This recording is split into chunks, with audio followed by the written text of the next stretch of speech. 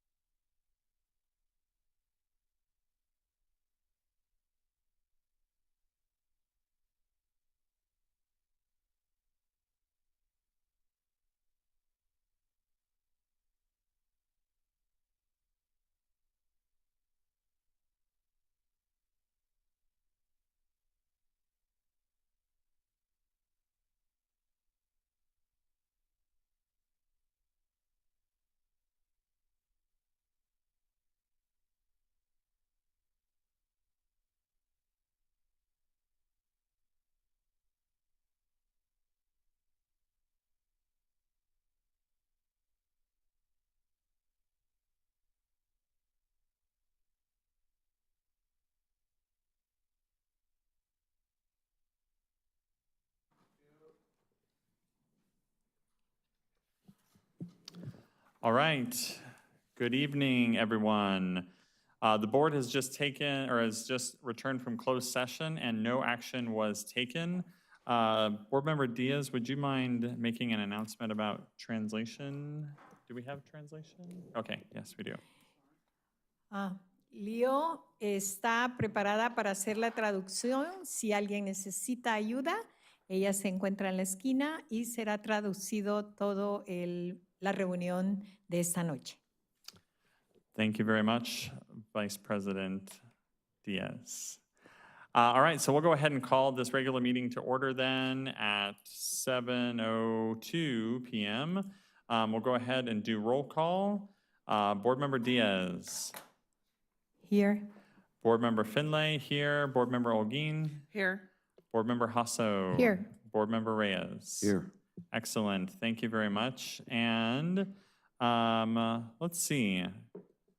Dr. Hellman, could I have you do our flag salute? Thank you. Rise, join me in the flag salute. Put your hand over your heart. Ready, begin.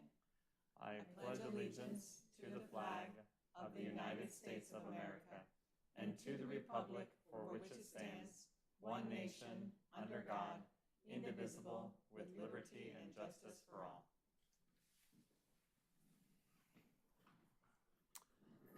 All right, and it'll be my pleasure to go ahead and do our beliefs, vision, and mission. So our beliefs, we believe we are a community of learners. We believe learning occurs in a culture of caring and respect. We believe all students are motivated to learn when they are engaged in meaningful work that connects to their lives. We believe expectations do influence performances and outcomes. We believe learning increases when there are high expectations for performance and conduct. We believe we have the responsibility to find solutions that enable all students to learn. Our vision is 21st century schools producing 21st century students, and our mission is to provide the knowledge, skills, and inspiration for each student for success in college, career, and life. All right, we'll move on to the adoption of our agenda. Do I have a motion to approve the agenda as written? So moved. Second. Motion by Board Member Reyes, second by Board Member Diaz. Is there any discussion? Seeing none, all those in favor say aye. Aye. Aye. That's 5-0. All right, we'll now move on to the presentation portion of our meeting. Dr. Hillman. At this time, I'd like to invite Dr. Kelly Lawson up, our Senior Director of Educational Services, who will be providing the presentation on the Duarte Unified School District 2025-26 Local Control Accountability Plan, or referred to as LCAP. Dr. Lawson. Good evening. Good evening. So I'm here to share with you, present on our LCAP. We are in our annual update for LCAP, so I'm going to go ahead and get started. Go here and click it. Okay, next slide. So as you know, the LCAP provides an opportunity for the school district to share. Excuse me, Dr. Lawson, make sure you're going right into the mic. Oh, sorry. Thank you. Okay.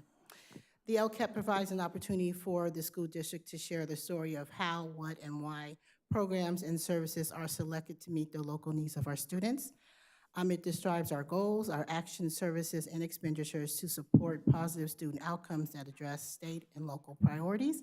And it explains how we plan to increase or improve services for our unduplicated students as compared to all students. Next slide.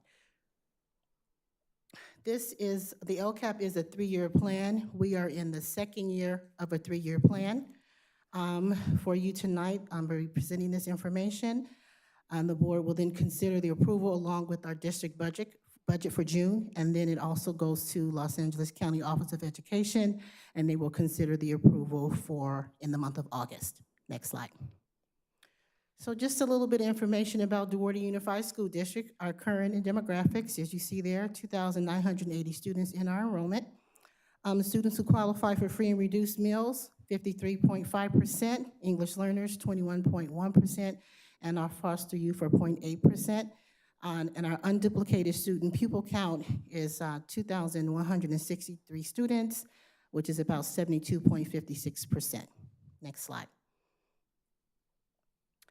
So we do receive local control funding based upon our students that are, we have our unduplicated students. We receive a base grant for all of our students, and then there's the supplemental and concentration grant that we receive for our unduplicated students. And that information is presented to you right there. For the concentration funding, districts get money if more than 55% of the children in the district qualify as having high needs. And in Duarte Unified, we have 72.56%. So once you get beyond that 55%, the other percentage is additional 65% on the base grant for our students that are considered in our supplemental grant. Okay, next slide, please. So this is just an overview for you, a projection of our revenue that we receive based upon our student count, our LCSF, and unduplicated funding. So that's there for you to see there. Next slide. And if you recall, in mid-year, we did a mid-year update where we looked at our California dashboard. We also had our study session, and during our study session, we went in detail regarding our data for the California dashboard. So it's just presented here again for you just as a review, just to kind of refresh your memory. If you forgot what our data look like, it's just here just to refresh your memory. As you see, the dials there to indicate where we performed, and then the standards are local indicators showing we met those local indicators. Next slide.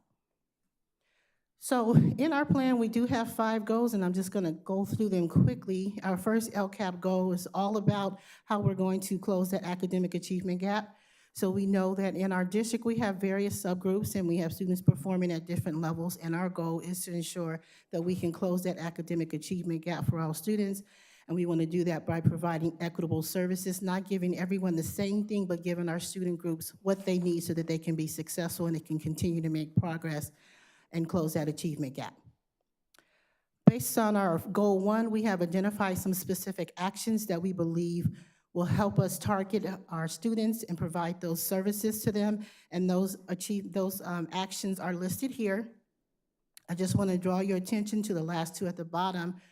After reviewing our data, kind of analyzing where we were, looking at what our needs are, just 2 additional areas we wanted to kind of focus on a little bit more, just enhancing the learning opportunities. So how can we kind of augment the learning, extend learning time, provide some more intensive support for our students, and then looking at professional development, because we want to make sure that our staff, that we're building capacity and that we are equipped with the skills that we need to be able to be more effective administrators, to be effective instructors, to be effective principals, and so that all of the people that work with students are equipped with the skill set to be able to target those specific areas.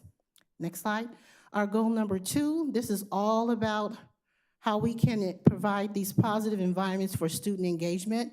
So we want to have welcoming, positive, supportive schools, so we know that students attend schools where they feel comfortable, where they feel safe, where there's a positive atmosphere. And so we look at what can we do on our sites to ensure that students are engaged, they want to come to school. What does that look like?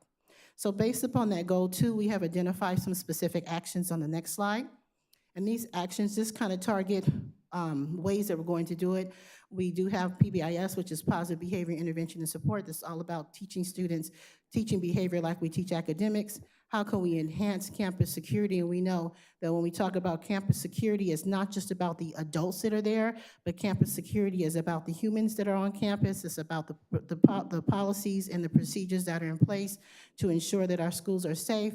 And it's also the facilities ensuring that our schools are safe places for students so that they are safe and that they can learn.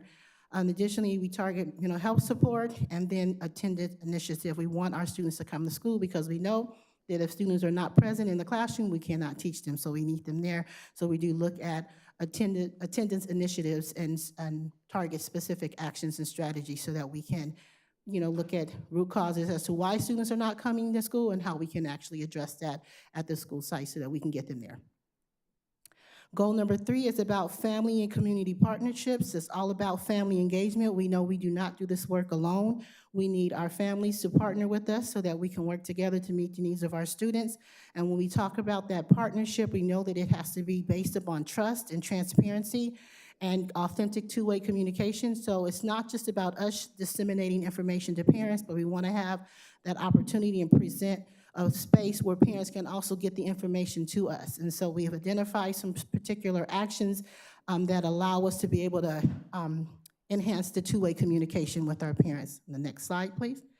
And so we're looking at our website. How do we utilize our website to get the information out?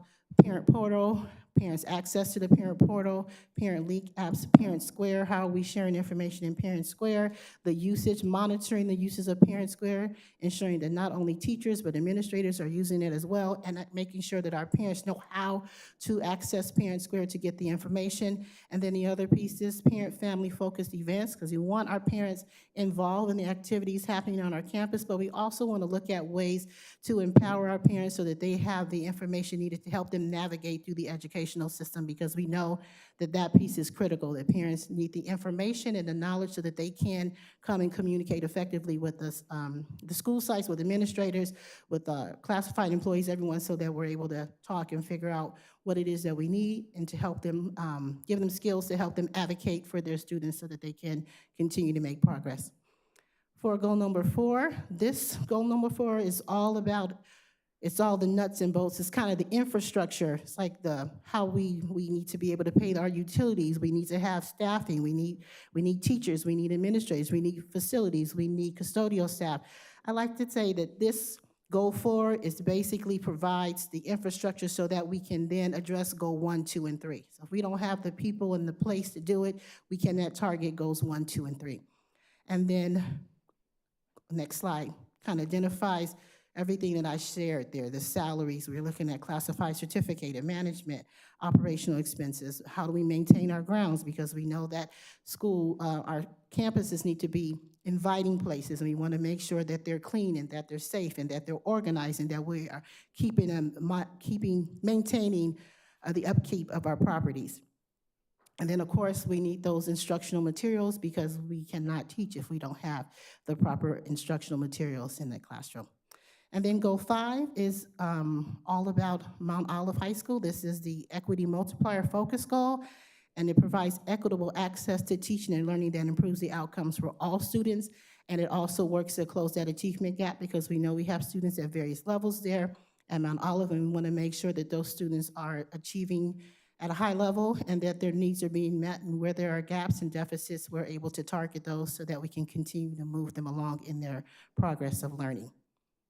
So there are some specific actions on the next slide that are directly linked to Mount Olive, and a lot of it focuses on college and career readiness. So we're looking at the guidance for students. There's workshops, internships, work-based learning. I'm looking at the industry partners. How can we work with those partners to support our students and staff there? And then professional development, and then the cinematic pathway. And then moving on to the next slide, that kind of concludes the quick overview of our LCAP, our goals, our actions. And so we want to acknowledge and sincerely thank the hard work and dedication of our employees and the support of our parents and the resilience of our students to continue reach for excellence here in the Duarte Unified School District. And that concludes my presentation.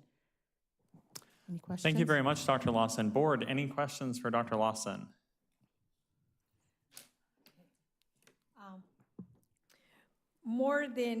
I just have one question, but I will say that I am very pleased to hear your presentation. Is this your first one or second?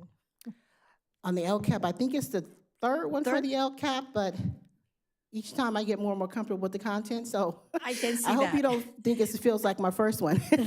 Well, but how long have you been now in the position that you have right now? Oh, so I think it's been 10 months, so this is, yeah, So not a you're full doing year. it at a but very high yeah. level. Thank you. Thank you. I mean, it was just so spontaneous that you can.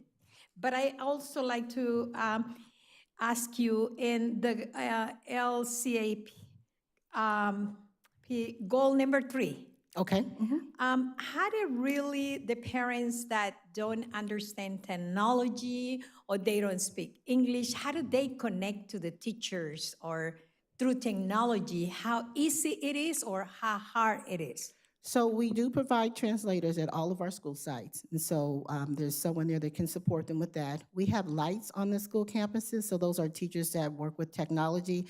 They also provide some presentations throughout the year at the sites so that they can share information about different things that are happening in technology. So maybe like awareness, safety awareness, cyberbullying, things such as that. I think the biggest piece is making sure that translators are available. So when communication goes out to parents on Parent Square, there is the option to translate the message so that it is in Spanish. And then when they go to the sites and they have a need, they're there to support them. We have bilingual aides at some sites, and like I said, we have individuals that are there to translate for parents. Depending on what events they're hosting at the school site, and whenever there's an event that's there, if it's like a workshop, there's translation available for parents so that they can access that information. Particularly thinking about the beginning of the year when we go to do our data at the beginning of the year, I can't think of the term. The beginning of the year to not back to school night, when parents go in at the beginning of the year and they confirm all their data. And so data confirmation. So that tends to be an area where parents tend to have some difficulty. So I know that the sites do provide additional supports. They may have the bilingual aid there, someone there to translate, even additional parents who are savvy to support those parents and kind of walk them through that process so they feel comfortable asking those questions, because there are no dumb questions. We want them to know that it's okay. And so they have the parents that are peers and then the staff members that are also available there to support them. Do we have any program to train parents in how to access the district So or the one of the school things portal? in goal number 3, we had talked about parent university being one of the areas. We did not implement that. So we are looking at next year, looking at bringing in an organization, PK, and I cannot think of all the words for the acronym. But they will come in. We're looking at working with this organization to come in to work with parents to do those things, to teach them how to navigate through the system, how to deal with issues if your student is not making strong academic progress. What does it mean for your student if they have difficulties understanding just the educational system? Because I think that is one area we want to make sure that parents know how to navigate. Who do you go to if you don't understand the report card? Who do you go to if your kid is not able to read? Who do you go to if your kid has special needs? Who do you go to if you want to get involved on the school campus? So we want to bring in an organization next year to bring back that piece, like that parent education. And so that is definitely one of the things that's been added in our goal 3. When we looked at the LCAP and made some revisions, that's one area in place of parent university we want to look at bringing in that organization. That would include all the other parents that have different languages? Yes, Okay. so they can offer a program in English and in Spanish, the courses, and we can look at 2 sessions. One session can be for our English parents, and the other session could be for our Spanish-speaking parents. And I know Spanish isn't the only second language, but it's the primary second language in our district. And of course, if we have parents that don't understand that, if it's like a Mandarin or different language, we'll have to make sure we can support them. Thank you. You're welcome. Any other comments or questions, board? I have one question. On number 5, the equity multiplier, for MIT, are the Duarte High School students also allowed to participate in any of these, like the CTC? They're able to participate in some of the pathways. So for example, I know there's a skills workshop that's happening, Skills USA that's happening, and those students from Duarte High as well. So yes, those students do have access, yes. Thank you. First of all, I know a lot of work goes into writing an LCAP and that it is very dense, and so thank you for putting together a nice, succinct presentation for us. I did have a question on Goal 3 also, and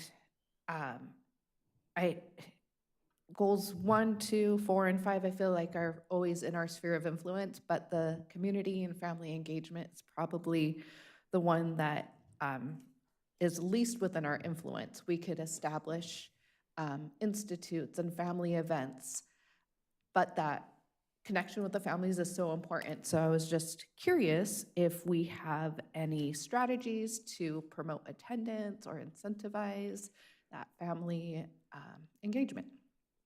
So I think the first piece with increasing family engagement at the site is really the relationship that the site administrators and the teachers build with their parents.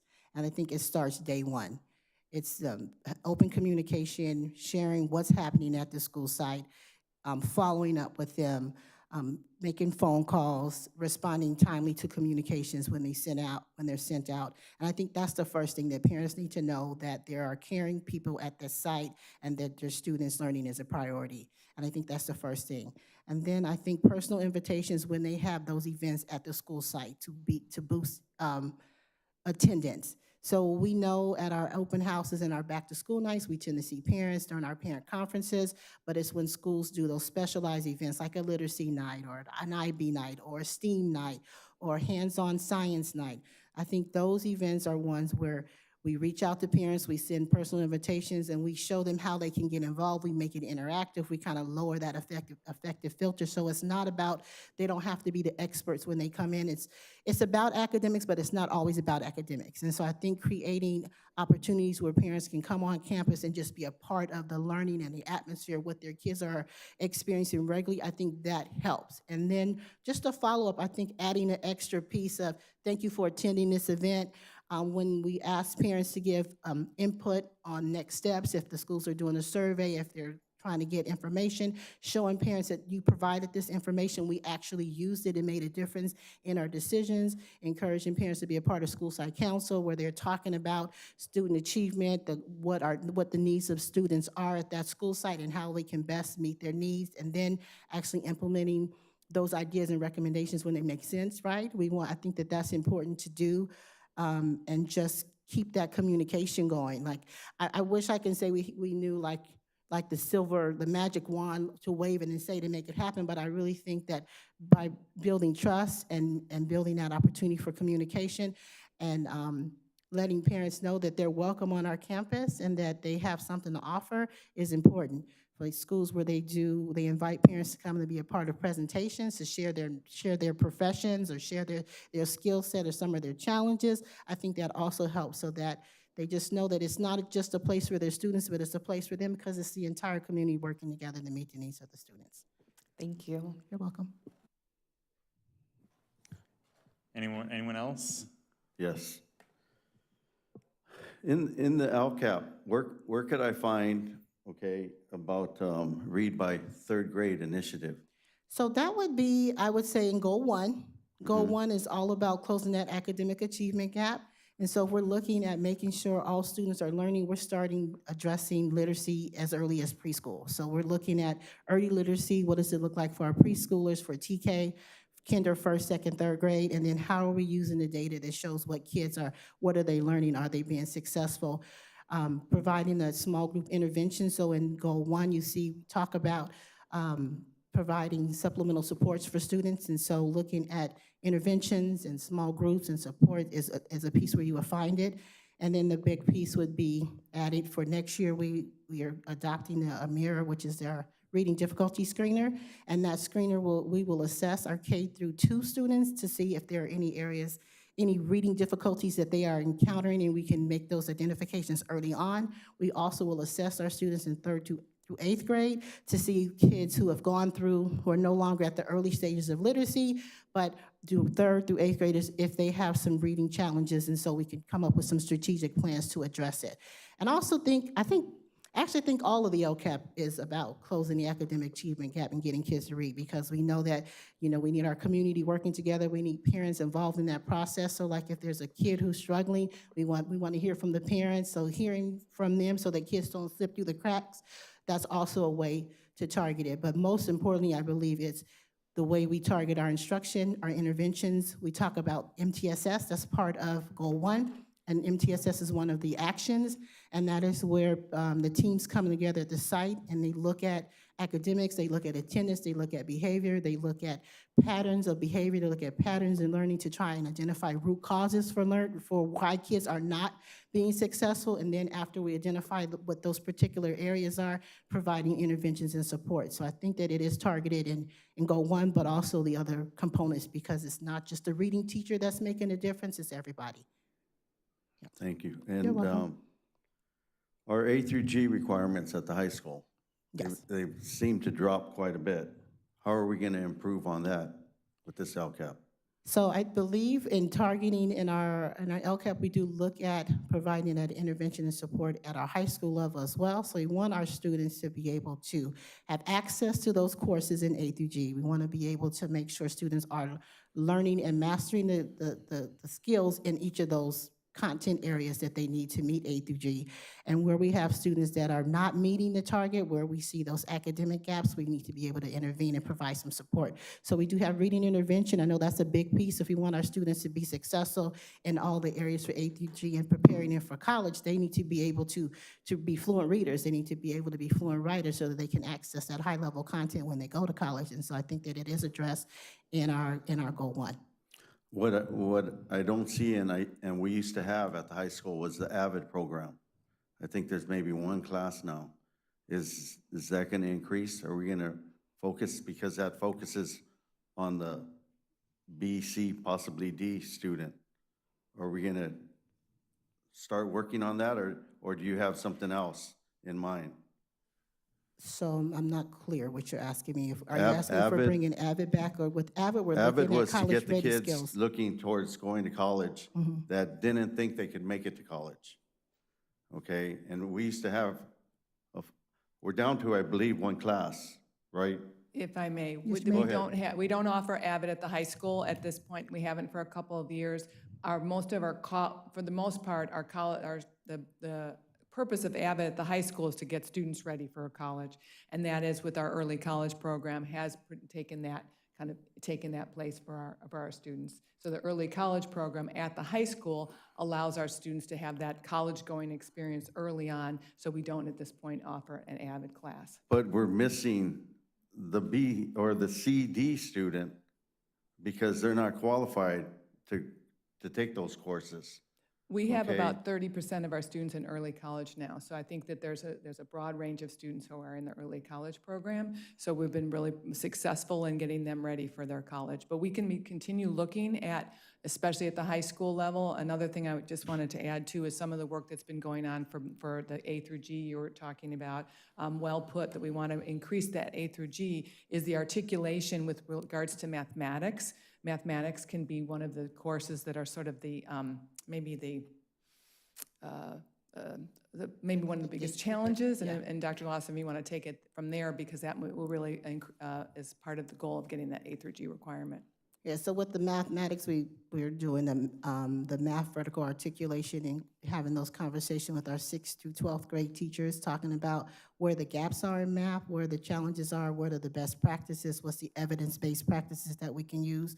We're talking about the pacing, we're looking at ways to assess our kids regularly so we can determine where the needs are. We're talking about increasing math discourse, because we know that students' ability to talk about what math is, to talk about those big concepts in mathematics are key. And so the math, the 6th to 12th grade math teachers, we've been having that discussion.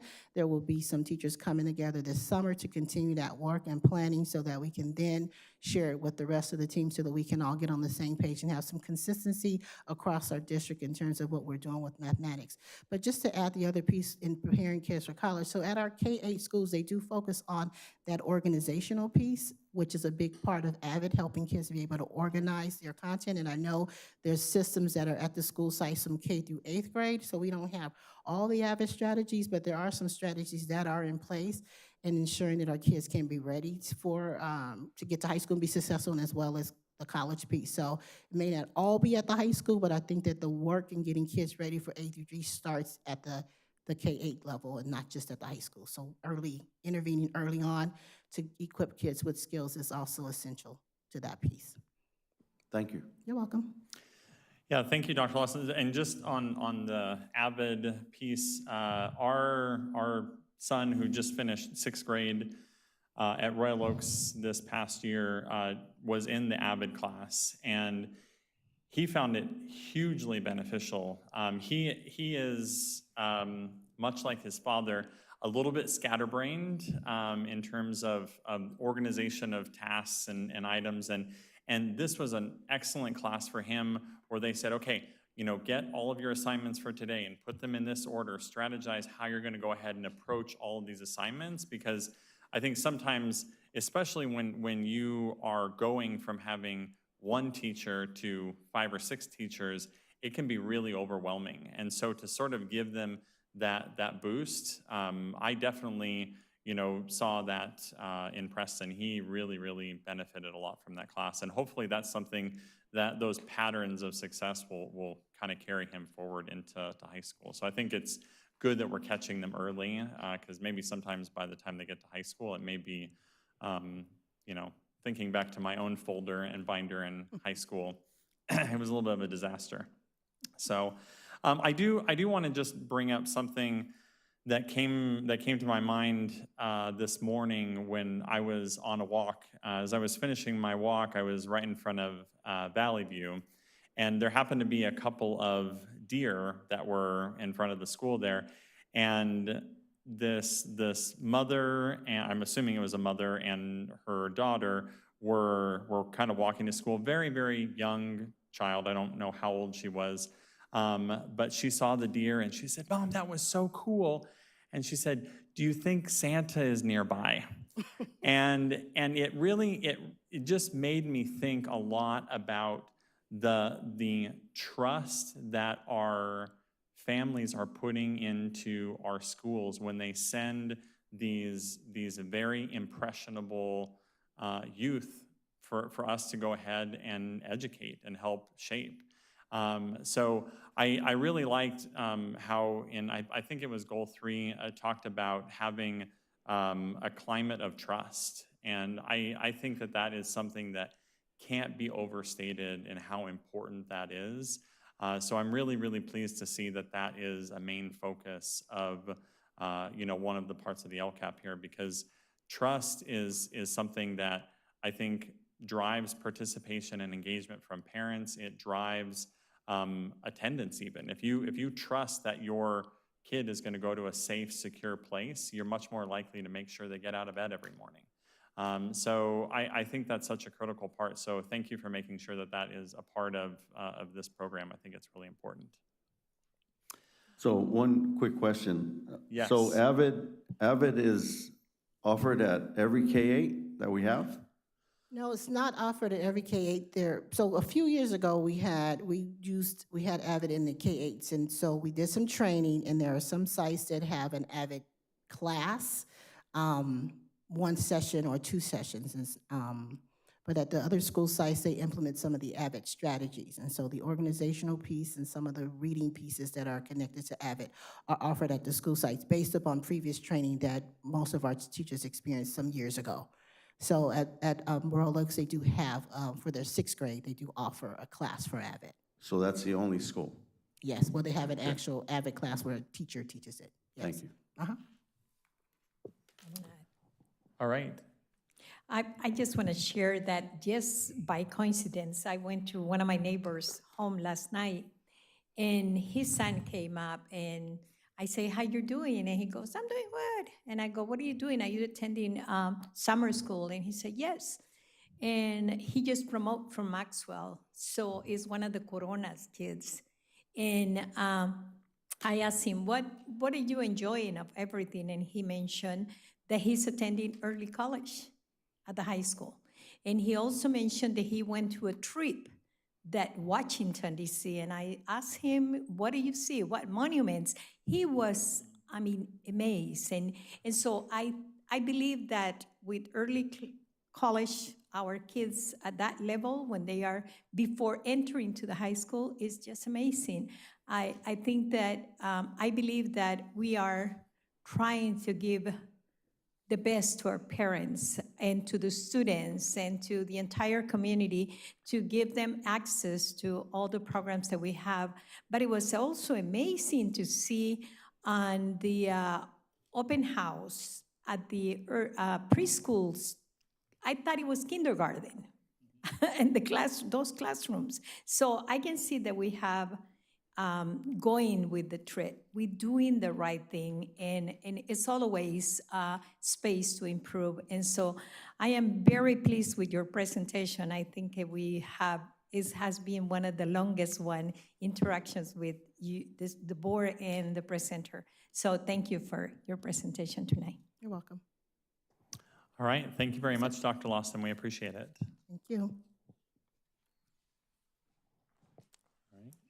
All right, we'll now go ahead and move on to our next presentation. I would like to invite Ms. Tiffany Bell up, our Assistant Superintendent of Business Services, with a presentation on the budget for fiscal year 2025-26. Ms. Bell. I'm like, yes, I'm ready. Good evening, Board.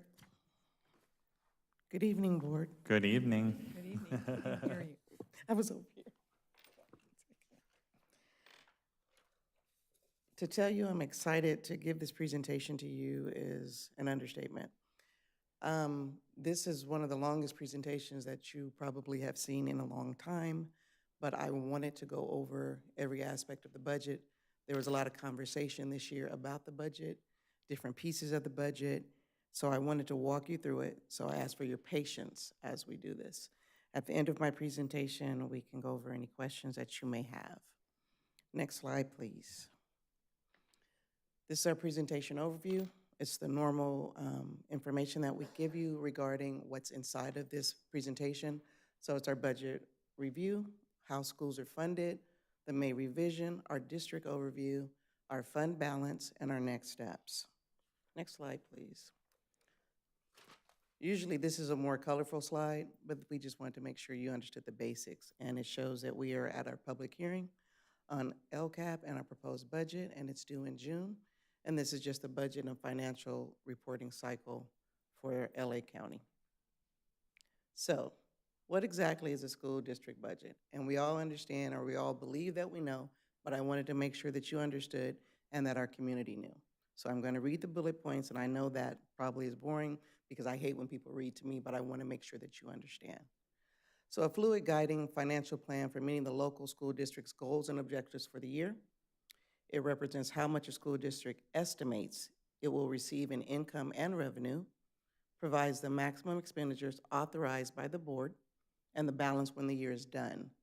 It includes a fund balance that helps demonstrate the financial stability of a district, its commitments for current and subsequent years.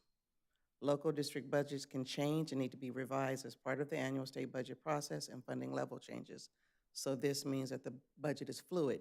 So what I might report to you today might not be true tomorrow, but we continue to gauge and we continue to update the budget as we go throughout the year. Next slide, please. So how are school districts funded in California? California schools are funded through property tax, income tax, sales tax. Income and sales tax are more volatile revenue sources. You understand that because sometimes people have jobs, sometimes people don't. Sometimes people buy products, sometimes people don't.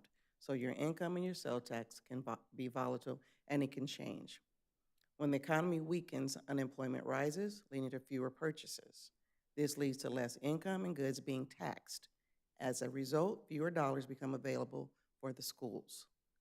Districts are primarily funded on average daily attendance, ADA. That's the acronym, and so we wanted to make sure we spelled it out because sometimes people confuse this ADA with another ADA. The largest revenue is from the state and is set mainly through your local control formula, which includes base funding. Next slide, please. So how are school districts funded? Again, supplemental funding comes from districts. Dr. Lawson discussed this in our LCAP. So we receive 20% additional funding per student for students with high needs. That's our free, reduced meals, foster, and our ELL students. Our concentration funding comes from districts if we have more than 55% of children in the district qualifying as high needs. If this 55% drops, then we lose money in this particular category. Federal funds account for roughly 6 to 12% of TK through 12 funding. While districts have flexibility in how to allocate their LCFF funds, there has been a noticeable shift by the state toward increased use of categorical, that's your restricted money, and grant-based funding. These funding streams often come with specific spending requirements and require districts to apply or demonstrate targeted use, reinforcing a stronger connection between funding and accountability outcomes. Next slide, please.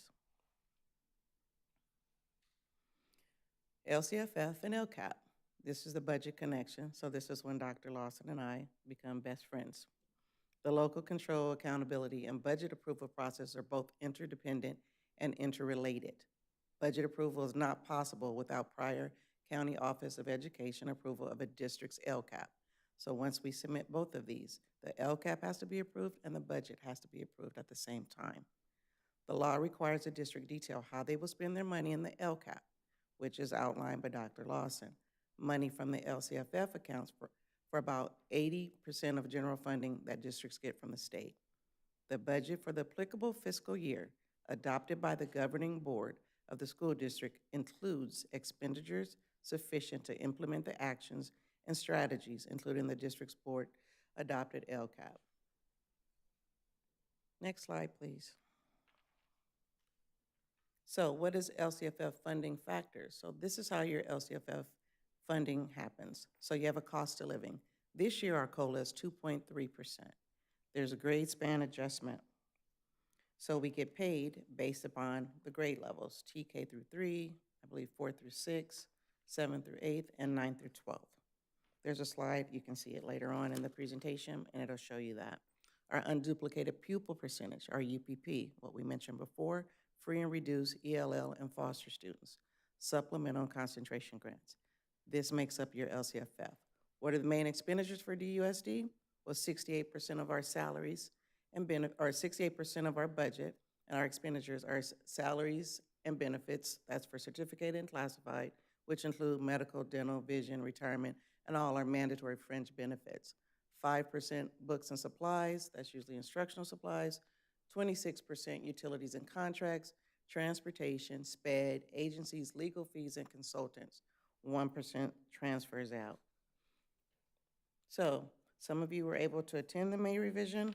If not, we'll give you a real quick synopsis of what was said.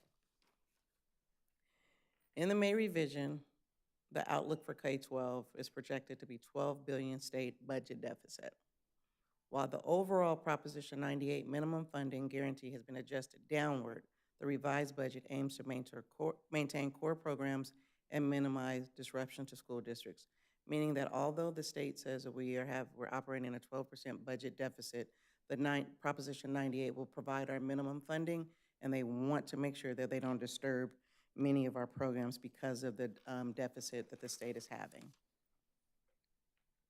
The state faces a $12 billion budget deficit. So Prop 98 is the minimum guarantee, which determines funding for K-12 schools and community colleges. So this bucket is for both sets.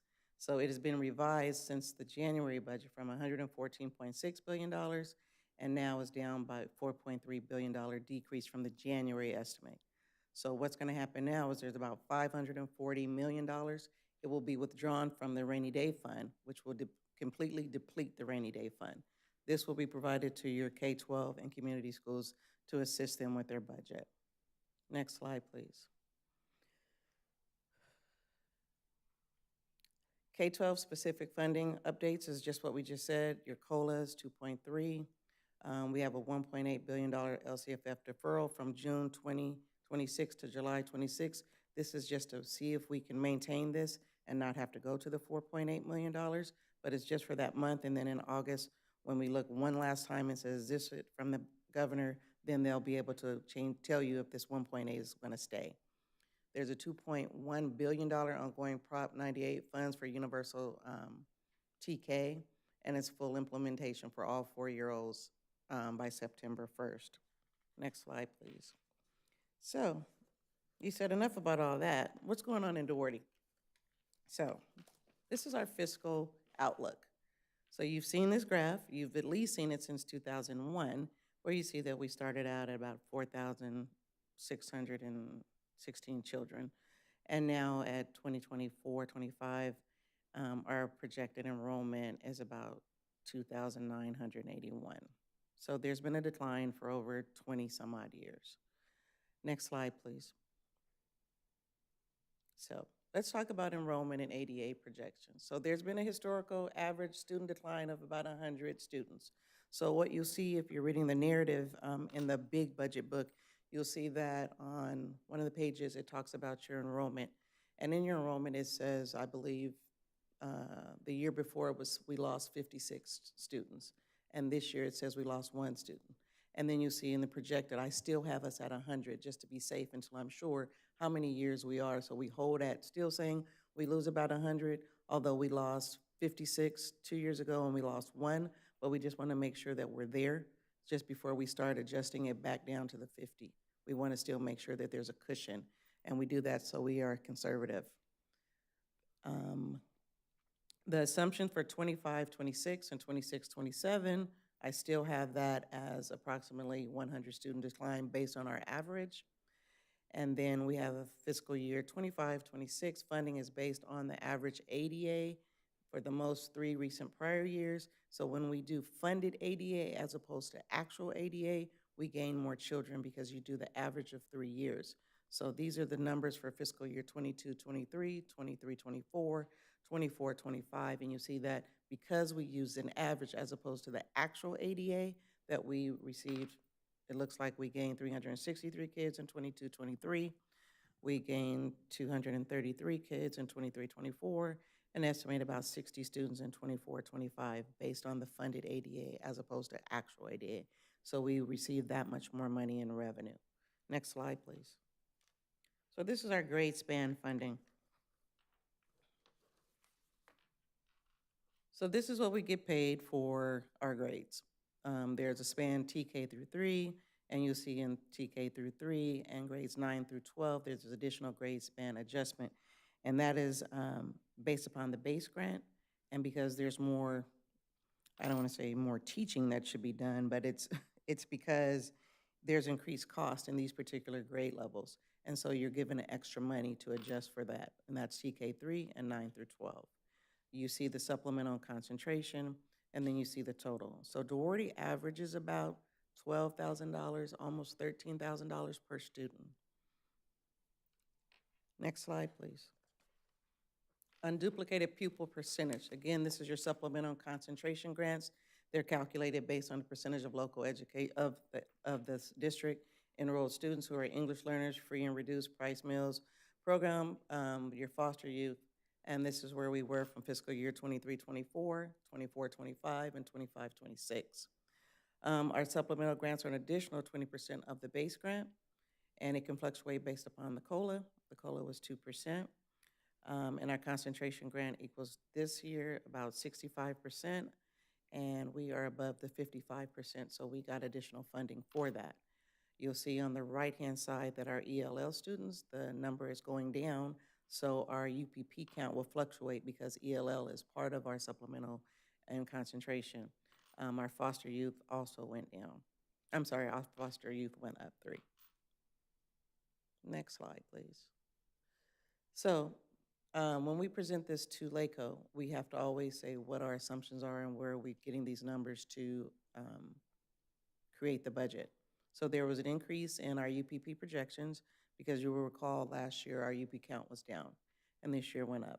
Our COLA was 1.07, this year went up a little bit, 2.3. We had a decrease in enrollment and projected ADA, not funded, in your projected ADA. And then there is an increase in supplemental and concentration funding because you had an increase in your numbers in UPP. So what were our expenses and our assumptions? We had regular teacher attrition, meaning we didn't fill positions when teachers left. And so we left that open. There's step and column increases. We had no budgeted salary increases for last year and increased the PERS contribution. We continue to support all of our essential SPED services, and we had a significant reduction in extra duty and overtime. Excuse me. So this is our chart that we love to see. This is the multi-year budget projection assumptions. You'll see that there's a check mark in the upper right-hand corner. It means that we are positive for the next 3 years out. I don't know, maybe when you ask the questions, we can go back and forth about it, but you'll see that we've broken the money down by unrestricted and restricted, because sometimes there's some confusion regarding how the money is spent and what the money is allocated for. So you will see that there's a continued deficit because we overspend. Our expenses are about $3 million this year. We received about $52 million, and you guys were just gonna let me do it. I saw your face. $52 million in revenue and 56 in expenses, which left a deficit of about $3.8 million. Our contributions, again, that's our SPED and our transportation, our SPED and our maintenance. And so it washes each other out, and that's why you see a 0 on the total going across. So if you look, and remember always to look at unrestricted, because that's what we focus on more so than restricted, because restricted has ties to what you can and cannot do. Your beginning balance is all the money you have left that was your ending fund balance the prior year. And so your beginning balance is where you start the year off. So we would start the year off with $12 million, and then you get to this $52 million. Our ending balance is what we have after everything is spent, and this is where we then becomes our beginning balance. If you look at the first column, ending balance 9.7, and then if you go to 2627 and you look at your beginning balance, you'll see that your ending balance then becomes your beginning balance. 3% is for economic uncertainties, and that's 3% of your actual expenses. So you take 3% of unrestricted, you're like, this would be the 33 million, and then you would come with this 1.7 million. So your committed leftover is your unrestricted ending balance, minus your revolving cash, and that's usually about, we keep about $8,500 in that, minus your economic uncertainties, and that's your committed leftover, and that's the $8 million for 25-26, and then you see your committed leftover continues to decrease about $2 million, 6.4 million, and then in 27-28 to about $4.3 million. Next slide, please. So there's been a lot of conversation this year about committed fund balance. So we wanted to make sure that we address that so you would understand and be able to discuss it. So in 2014, Proposition 2 was enacted and established fund balance limits for school districts. The Prop 98 Rainy Day Fund helps the state set aside money for school during economic downturns. So I just told you that the Rainy Day Fund helps us, where after we get the LCF money and it brings everybody to a certain even level. But now I've just told you that we've depleted the Rainy Day Fund. So it is important for us to make sure that our fund balance is still here because there's nothing to save us at this point. When the fund grows to more than 3% of the state's K-12 budget and certain conditions are met, the state can trigger a cap on how much a school district is allowed to keep. We try to keep at least a minimum of 10% in our local reserve fund balance for emergencies. So this is what it means to the district. So our estimated actuals in 24-25, our fund balance was about 21.8%, with a fund balance of about $12 million. Keep in mind that we still had that structural deficit of about $4.6 million. Then you can see as it goes down, I don't need to read every number, but you see the percentage in 25-26 to the next actual 4 years, where you see our fund balance continues to be depleted. And in 28-29, our fund balance is estimated to be about $3.3 million, with 6% as opposed to the 10 that we would like to have. Next slide, please. So why does this matter? We need cash flow for emergencies, for our multi-year planning, for employee compensation and benefits that we've committed to. So with the depletion of the rainy day fund, we need to still keep these points in mind. Next slide, please. So there's conversation regarding compensation and benefits to our bargaining units. So we want to make sure that you saw that since 2015 to 2016, there has been increases in salaries. And at your leisure, you can read it. I don't need to read every percentage, but I wanted to make sure that you understood that we have provided compensation for our employees. Next slide. So there's a resolution, Resolution 131617, signed October 20th, 2016, and some of you were on the board at this time. This resolution provided that said that that Duarte Unified will maintain a 10% reserve requirement of the annual budgeted expenses. Working assumptions, so uncertainty of funding levels, structural state budget deficit. This is the reason why the board established this at this time. I believe at that time it was Ms. Diaz and Mr. Reyes that was on the board. So we had operation funding. ADA is impacted due to this, higher pension costs, lack of facility funding to address needs. So this is where this particular resolution comes from, and it says that we will maintain a 10% reserve. Next slide, please. So there's questions regarding budget misunderstandings. So we wanted to make sure that you understood what was said and what is clarification. So there were statements that DUSD spends on average 5% of expenses on health and welfare. The clarification is DUSD spends an average of 3.39% of expenses on health and welfare. However, Duarte covers retirees with gap medical insurance and paid dental and vision up to age 65 or 7 years after retirement. And so this becomes, it's good for our employees and it's good for our retirees. For the district as a whole, it becomes difficult to go out and broker services for retirees and medical because we're a small district and we carry our retirees a lot longer than other school districts. So we've gone, that was one of the first things I did when we came. We talked to 3, 4 different brokers, and they wouldn't touch us because of our benefits for our retirees, which is amazing and which is great. But for our existing employees, they got to get to that point. So when people say we have bad benefits, well, on the surface for everybody that's standing here today, it looks that way. But when you get closer to this year, we take good care of our retirees, and that's why our benefits are the way they are. Next slide, please. So it says DUSD spends an average of 32% of expenses on certificated salary. The clarification is DUSD spends an average of 34% of expenses on certificated salaries. Next slide. DUSD's ending fund balance is 30% of total expenses. Our ending fund balance of both unrestricted and restricted is 33% of total expenses. Restricted funds are not discretionary and are not typically included in the ending fund balance for solvency purposes. Therefore, unrestricted fund balance is currently 18.3% and continuing to decrease. Next slide, please.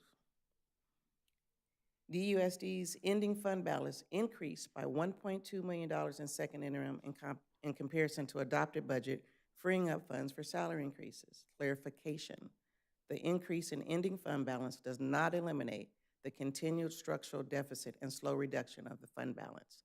However, the structural deficit had been reduced from $4.6 million to now $2.4 million. I'm sorry, $4.6 million to $2.5 million over the next 4 years. So our structural deficit is decreasing. Misunderstanding: DUSD's ending fund balance increased by 1.2. No, we did that. Next slide. DUSD spends an average of 25% on expenses on services.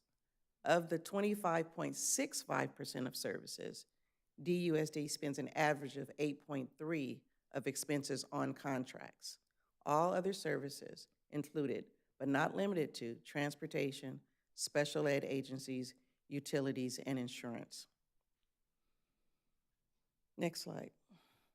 Misunderstanding: Fund 17 has increased to $9 million for general reserves. The clarification: Fund 17, $7.5 million was moved to Fund 17 to honor commitments to charter for special education pass-through for funding approved by this board on action on December 2nd, 2024. So what are our fiscal achievements for this year? We have a significant reduction in extra duty and overtime hours. We've reallocated salaries to restricted funds. We've improved cost efficiency through reduced supply expenditures. And we've realized savings through improved contract management. So where are we now? So today is our public hearing. And on June 26th, we'll come back and hopefully the board will approve and adopt the LCAP and our 25-26 budget with a positive certification. We will submit approval and a budget to to LACO for authorization, and with the positive budget for the next 3 years. And because we've done what we're supposed to do, and because we've reduced our structural deficit, we no longer need a budget stabilization plan. The state budget passed by June 30th. We hope the state budget gets passed by the legislator and signed by the governor. There's a 45-day budget revision in August 2025 if we need to. And in September, we'll come back with our unaudited actuals, and your unaudited actuals is what we actually spent. Next slide, please. I think that's it. Thank you. Questions? Wow, thank you very much, Ms. Bell. That was excellent. I'll go ahead and open it up now to the board for any questions that they might have about the presentation, and then I can get to my questions too. Okay. So board, all right, maybe people are still digesting here. Okay, well, I'll go ahead and ask a couple questions and allow them to kind of gather their thoughts. First of all, excellent presentation, and I appreciate that you matched your outfit to the slide deck. I'm trying to tell you, and my nails. That is excellent planning. So one of the questions I had just was on the previous slide. You had mentioned that we are no longer in need of a budget stabilization plan. That is correct. So I guess our deficit spending is better than it was before, but it's still there. So why do we not need to do a budget stabilization plan? If you remember, you probably don't because it's a lot of information. So in the last budget stabilization plan, we gave 3 categories, like adopted, first, and second, and we showed improvement in each one. So all our points that we said we would do, everything that we said we would do, we did it. Everything that was the directive for us, we did it. And so when we did that, when we called, I said, listen, do I really need to do this budget stabilization plan? Because what am I saying in addition to what we don't have already set up? So you guys have done everything that we've asked, and we appreciate that. You guys have followed the directive, and you're moving in the right direction. You had a huge budget, a structural deficit, 4.6, and you've had it for a couple of years. And now it's at about 2.5. There's nothing more to say. Continue to do what you've been doing. So I guess did you get the impression from them that they would still like us to see that structural deficit continue to shrink? Oh, of course. Okay. I didn't know if they were just like, hey, we're cool with anything, under 3 million, we're fine. They want everything to be flat, just to get rid of it. And so Okay. they said the way that we're moving, and this was just in the last year for the most part. This time last year, I think we were crying or something, I don't know, but we were here. Yes, okay. Let's see. So and this was, I'm sorry, I don't have slide numbers here. It's clarifying budget misunderstanding number 5. Yes. So on here, there is this comment. It says, of the 25.65% of services that we spend, an average of 8.3 of those expenses are on contract. So meaning that it's not in actuality 8.3% of the 25%, only 8.3% of that is actually contracts. That is correct. Okay. All right, that's a lot less than I thought it would be. All right, and then the last one I have here before I let others ask, and I may have a couple more after this, but this is on that resolution 13-16-17, which was talking about the 10% reserve requirement that the board had voted on back then to have a minimum of 10%. Is that 10% on top of the required 3%, or okay, so in actuality, we would have 13%. The 3% is only like $1 million, so Okay. there's not much you can do, because remember, it takes 3.8 to run the payroll for Right. 1 month. 1 month. So that's just a safety that I think they give all districts, like, just say you have 3%, but our 3% is only $1 million. Right. So the 10% would save us. Okay. All right. And would I noticed that in one of the earlier slides, it talked about one of the cost-cutting measures was going to be the deferral. So is that something where if we had a large enough reserve, we would be able to sort of weather that deferral until the money came from the state? Yes. I see. Because otherwise I'm assuming we'd have to borrow money if we did that? Yes. But I don't want to do that. Yeah, well, I'm sure it's not a good thing. Absolutely. So, okay. All right, so board, any other questions from you all before I keep going? I have a question. Yes, ma'am. Oh, sorry. Hi, Ms. Tiffany. Hi. On the grade span funding, can you explain why the TK gets a different amount than the 9th through the 12th graders? And do the other schools, how are they funded? Why is it different at other schools and they get a larger amount of money? Well, I'll answer the second part first. Okay. Again, It's on the grade, every school is different, because, I got it. Every school is different.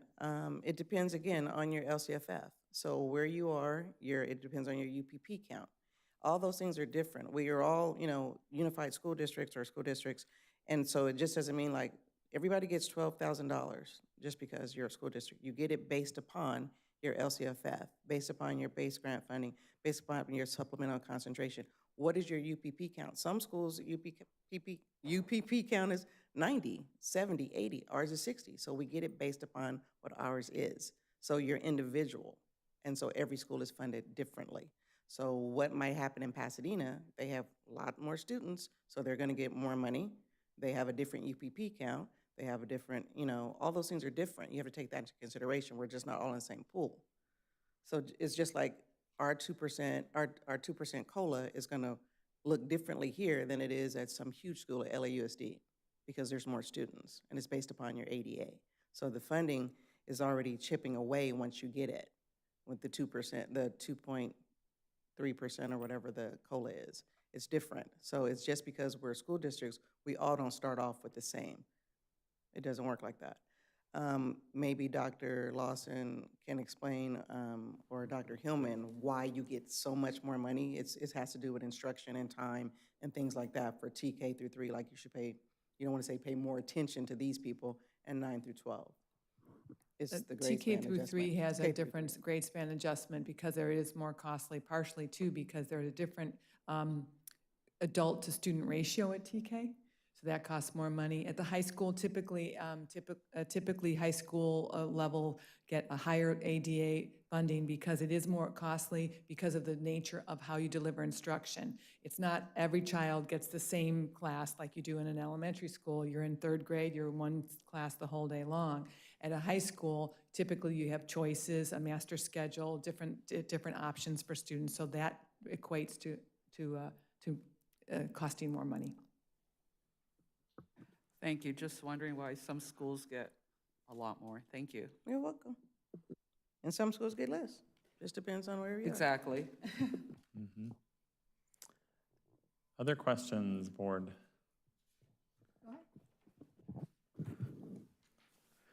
So I noticed in your budget that we had a loss of about 200 in ADA. That's a lot. Students not in their seats. You had, and not in your presentation, but in your actual budget. Enrollment or ADA? Enrollment ADA, yeah.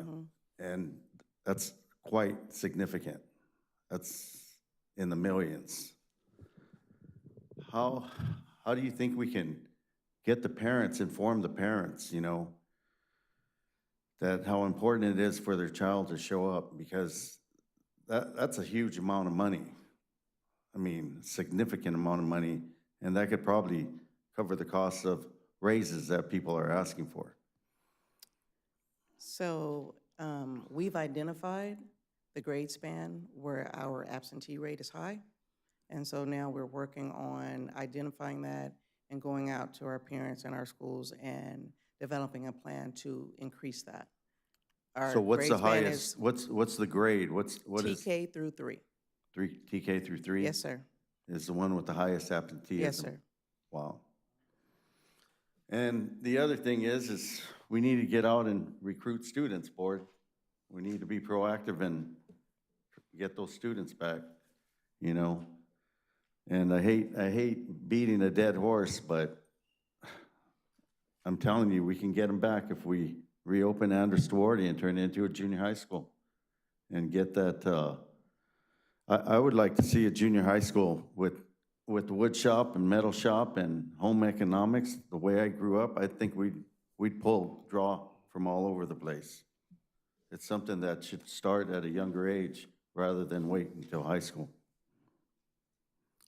I was impressed with your budget. Thank you. I appreciate that. Thank you. I'll go next. All right. I appreciate what you presented to us today. There's been so much talk about budget this school year, leading up to the election prior to Mr. Reyes and I joining. And I appreciate you taking the time to put together a really thoughtful presentation that was responsive to what we've been asking for. I know that you've offered to open your doors to us and educate us, but I think there's value in us all being here seated tonight, receiving the same message at the same time, the community being able to hear the same message at the same time. So thank you for your efforts. Thank you.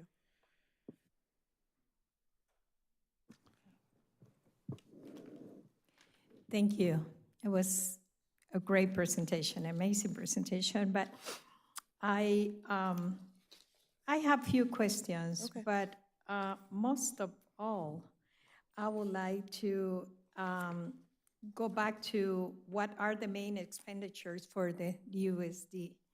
And I was laughing at myself yesterday that I got my calculator to see if it adds to 100%. I mean, it was so clear. But I just want to make sure that we understand that 68% goes to salary and benefits. Yes, And ma'am. you did explain that before.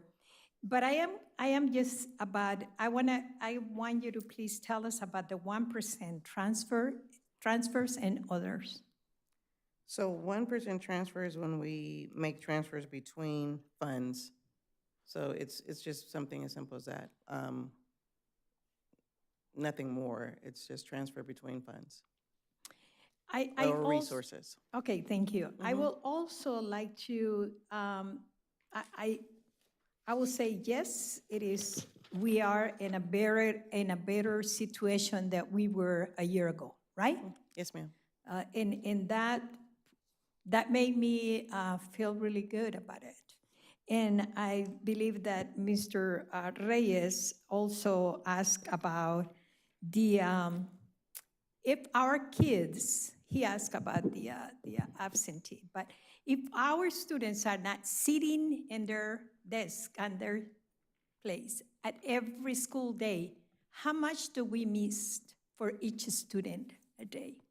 How much do we lose? I mean, just to have an idea.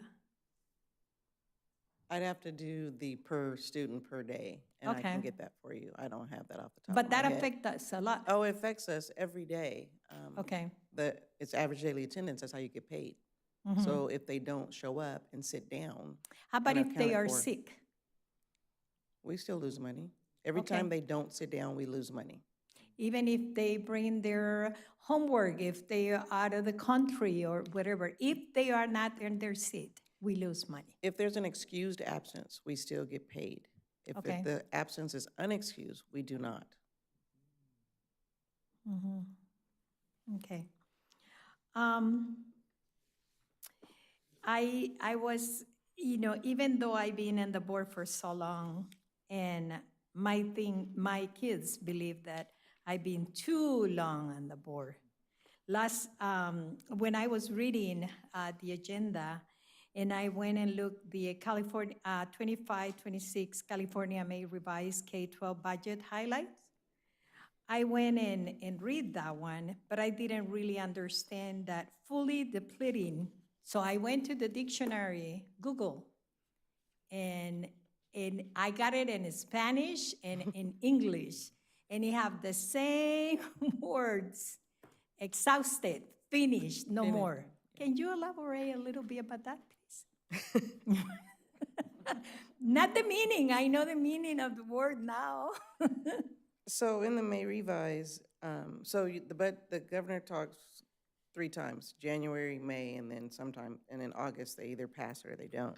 So, same story, just for the California budget, the budget is fluid. They're gonna change, it's gonna change depending, it's volatile too, depending on sales tax, depending on income tax. Remember last year when I came before you, we talked about income tax because most people pay their income tax in April, but then they deferred it to October, so we didn't receive that money, so the revenues were a lot lower. So it's things like that, so they learn to adjust and they look at it. And so then in May, he comes back, just like when I come before you again. This is what has happened, and this from January to May, and this is where we are. So what they're saying is what they believed in January, now it's not true. Now it's gonna be $12 billion shorter. But because of the Proposition 98, the rainy day fund, they're supposed to always help schools. So the schools get money, LCFF and that kind of thing, but then the Prop 98, it should bring you kind of like level. So everybody kind of starts at the same place. And so now they're saying, here's Prop 98, but because of where we are in the California state budget and because of California living, now we've depleted it. And so we're gonna give it to you for this 25, 26, but 26, 27, we don't know if it's gonna be there. So watch your fund balance. If you don't watch your fund balance, the money that you got from Prop 98 is not going to save you. Your fund balance is there to sustain you. And so when you see our fund balance at, I believe for 25, 26 is 8 million, then it goes to 2 million, but that's just us. So imagine if we don't get this other funding and we're already going down by ourselves. So you had 8 million, 6 million, I think the last number is 4 million. So if we don't get the funding from the rainy day fund and our kids are not sitting down in their seats, we're back where we started. Okay. I also would like to also to go to the declining enrollment projection, 2001 to. If you can just tell me what happened in 2017 to 2018 and 19. Why was that difference? Where did those kids came back, or how would that happen? That was when CS Arts came. Oh, okay. Thank you. I think that, I just want to mention something, that when we started many years ago about the savings that we need to have for anything, it was 3% that we did. And it was, I don't know what year it was, but it was Mr. Reyes' idea that he would like to see the 10%. Now we know that 10% is not even enough. So sometimes we think that, oh my gosh, I thought when he mentioned $10 million, I said, oh, we hardly can make $3 million, keep $3 million in reserve. So he came up with that idea, and now we have a challenge for the next. It was actually Mr. Ray's signature on the actual document. I'm to blame. No, this is a good thing.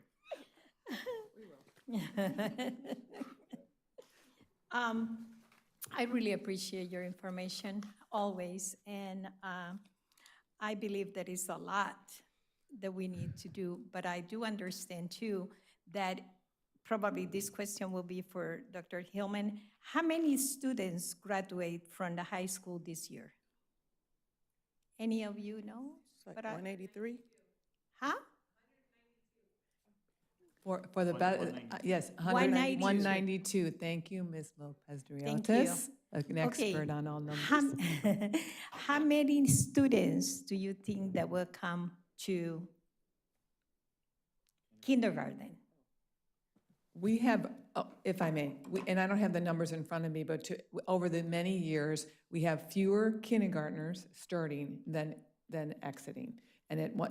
Because we know the birth rate too. Kids in the neighborhoods, there aren't as many kids. That's why we had our school services did our enrollment projections, and they're saying in 5 years there'll be a 15% decline based on birth rates. So knowing that there's just fewer children in our city, it's going to be part of our revenue strategies is how can we attract and continue to attract more students to our schools. Okay, thank you. You're welcome. So I had a couple more questions here, and it sort of dovetails with what was asked here. So when we're talking about declining enrollment and the assumed level of declining enrollment every year is we're projecting it to be 100 students every year. I mean, at some point, it has to level off, right? At some point, or is that? I mean, I guess at what point do we go ahead and say, actually, it's probably closer to 75, or it's probably closer to 50, or something like that? How do we work with that? So this 100 thing is my thing. It's no one else's. It was that before I got here. And so it was that. And maybe, like I said, the last 2 or 3 years it changed. Last year was 1. And then the year before, I believe, was 56. And so, yeah, I want to give up the 100, but I'm a little nervous. So I just kind of keep it for that cushion. It doesn't hurt us to say it. It doesn't drop our revenues. It just makes us aware of what's going on. So maybe this year, at the end of next year, because we've done it for this year, that I'll say 75. Okay. But we've leveled off. But I'm we've- encouraged, we've- I'm encouraged by that. We've pretty much leveled off, honestly, seriously. We've leveled off. We're pretty much where we are. I don't see 100 kids running away. Okay. But it was just a yeah, conservative approach. And yeah, that's excellent news. I'm glad that you're feeling more comfortable with that. I mean, we'll see how as the year goes on. But yeah, I do think that I am definitely I like having a buffer. We just did a renovation at our house, and when they said it costs X, I said, okay, it's going to be X plus 15%. Like, I just felt more comfortable doing that because I don't know, it makes me feel safer going into the future knowing that that's there. So in relation to looking at declining enrollment, hopefully plateauing, that helps our budget. When we look at these multi-year projections, we don't know what the state's budget is going to be 3 years from now. So do we assume it's flat? Do we assume a certain amount of COLA? Like what sort of goes into those assumptions when we're doing the out years? When we're doing the out years, we're looking at historical data and where we were and what's going on. So if we're looking at, just for the first part, if we're looking at Duarte, we're looking at where we are, for the most part, with our students. That's how we get paid, per student. So where are we? Are we declining, or what is our, like you said, we had 193 seniors graduate, but then we get 20 kindergartners. So we have to look at those type of things in and out. We have to look at, like I told you guys before, sales tax. We have to look at what's going on in the city itself. Are we getting, more revenues here? Because we get more revenues here, then you get more revenues in school. So we look at those type of things. We look at the programs. What are we spending our money on? What can we cut? Because if we're not getting 50 students, then maybe I need to look at what I need to cut. Because I can't shop on Amazon all day. I can't buy water. These are jokes. I can't buy bottles of water every day if I don't have 20 students to sustain that amount of money that I'm going to put out. So it's checks and balances all day. But for the most part, you look at your demographics, you look at your historical numbers and your characteristics of the district, and then you build your budget from that. At the same time, you are looking at California. Are people still living here? Are people, Hollywood moved. That was a big deal for California. Hollywood went to Canada. Hollywood went everywhere but Hollywood, right? And that's a big deal, and people don't think about that. A lot of celebrities, they've moved out, and that was a big tax base. So those things affect the budget of California as a whole. The birth rate has been the birth rate. It's this 2001 through 25. Marcelo, take that off. But this has been going on for a long time. This is just not Duarte. This is everywhere. If you go to any school district, it's not as many students.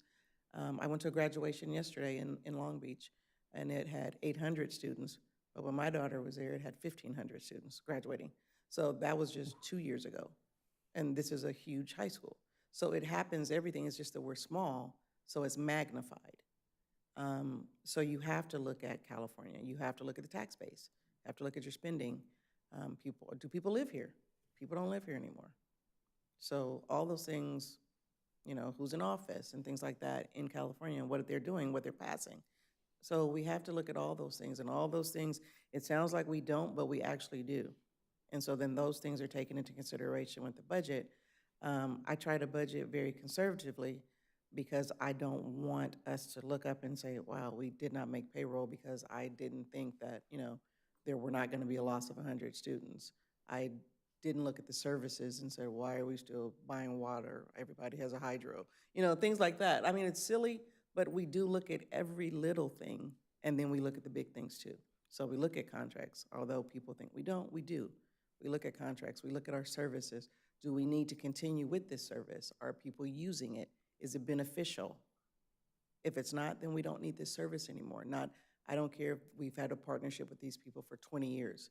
If the services don't benefit our students, then we don't need it. And so we look at everything.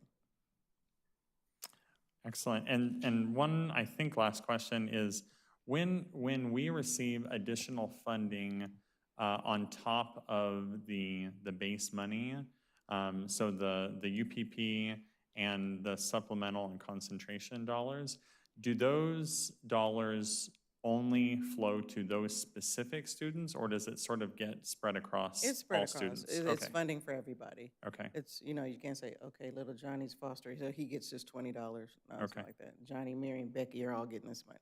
gotcha, okay. All right, I think that's all of my questions. Board, any other questions or comments before we let Ms. Bell off her feet? I would like to ask Dr. Hillman, how many kids do we had at the preschool 2 years old? Do we know? I want to say it was in maybe 20 students total. Dr. Lawson, do you know the 2-year-old number? Because it's not, we cannot take 100%. This class cannot be full of 2-year-olds. There's a ratio. Do you know across I the think board? it's 6. I think we have 6 2-year-olds. At this point, At this point right and now, that yes. Mm-hmm. that can likely grow as we move forward. Then that's an important piece. We're capturing our students younger and younger. We have an excellent preschool program. Much of what we were talking about tonight really is in a different fund. It comes from a different funding stream. Right. But it ultimately, those students are you know, they get a chance to start early and then roll right into TK and kindergarten. Thank you. All right, well, thank you very much, Ms. Bell. We really appreciate you preparing this presentation and taking some time to answer our questions. Thank you, and I just want to thank my team. I couldn't do it without them. Thank you. Absolutely, that's an excellent point. Thank you for that reminder. All right, well, I believe that is it for our presentations this evening, so we'll move on then to the superintendent's report. All right, well, good evening, President Finley, and our board members, and members of the community here in the room, as well as those who are joining us online. Just a few things as we step into summer and we step away from budget for just a minute. I just wanted to focus on our students and take a moment to celebrate. There's a wide range of opportunities for our students who are engaging across Duarte Unified this summer.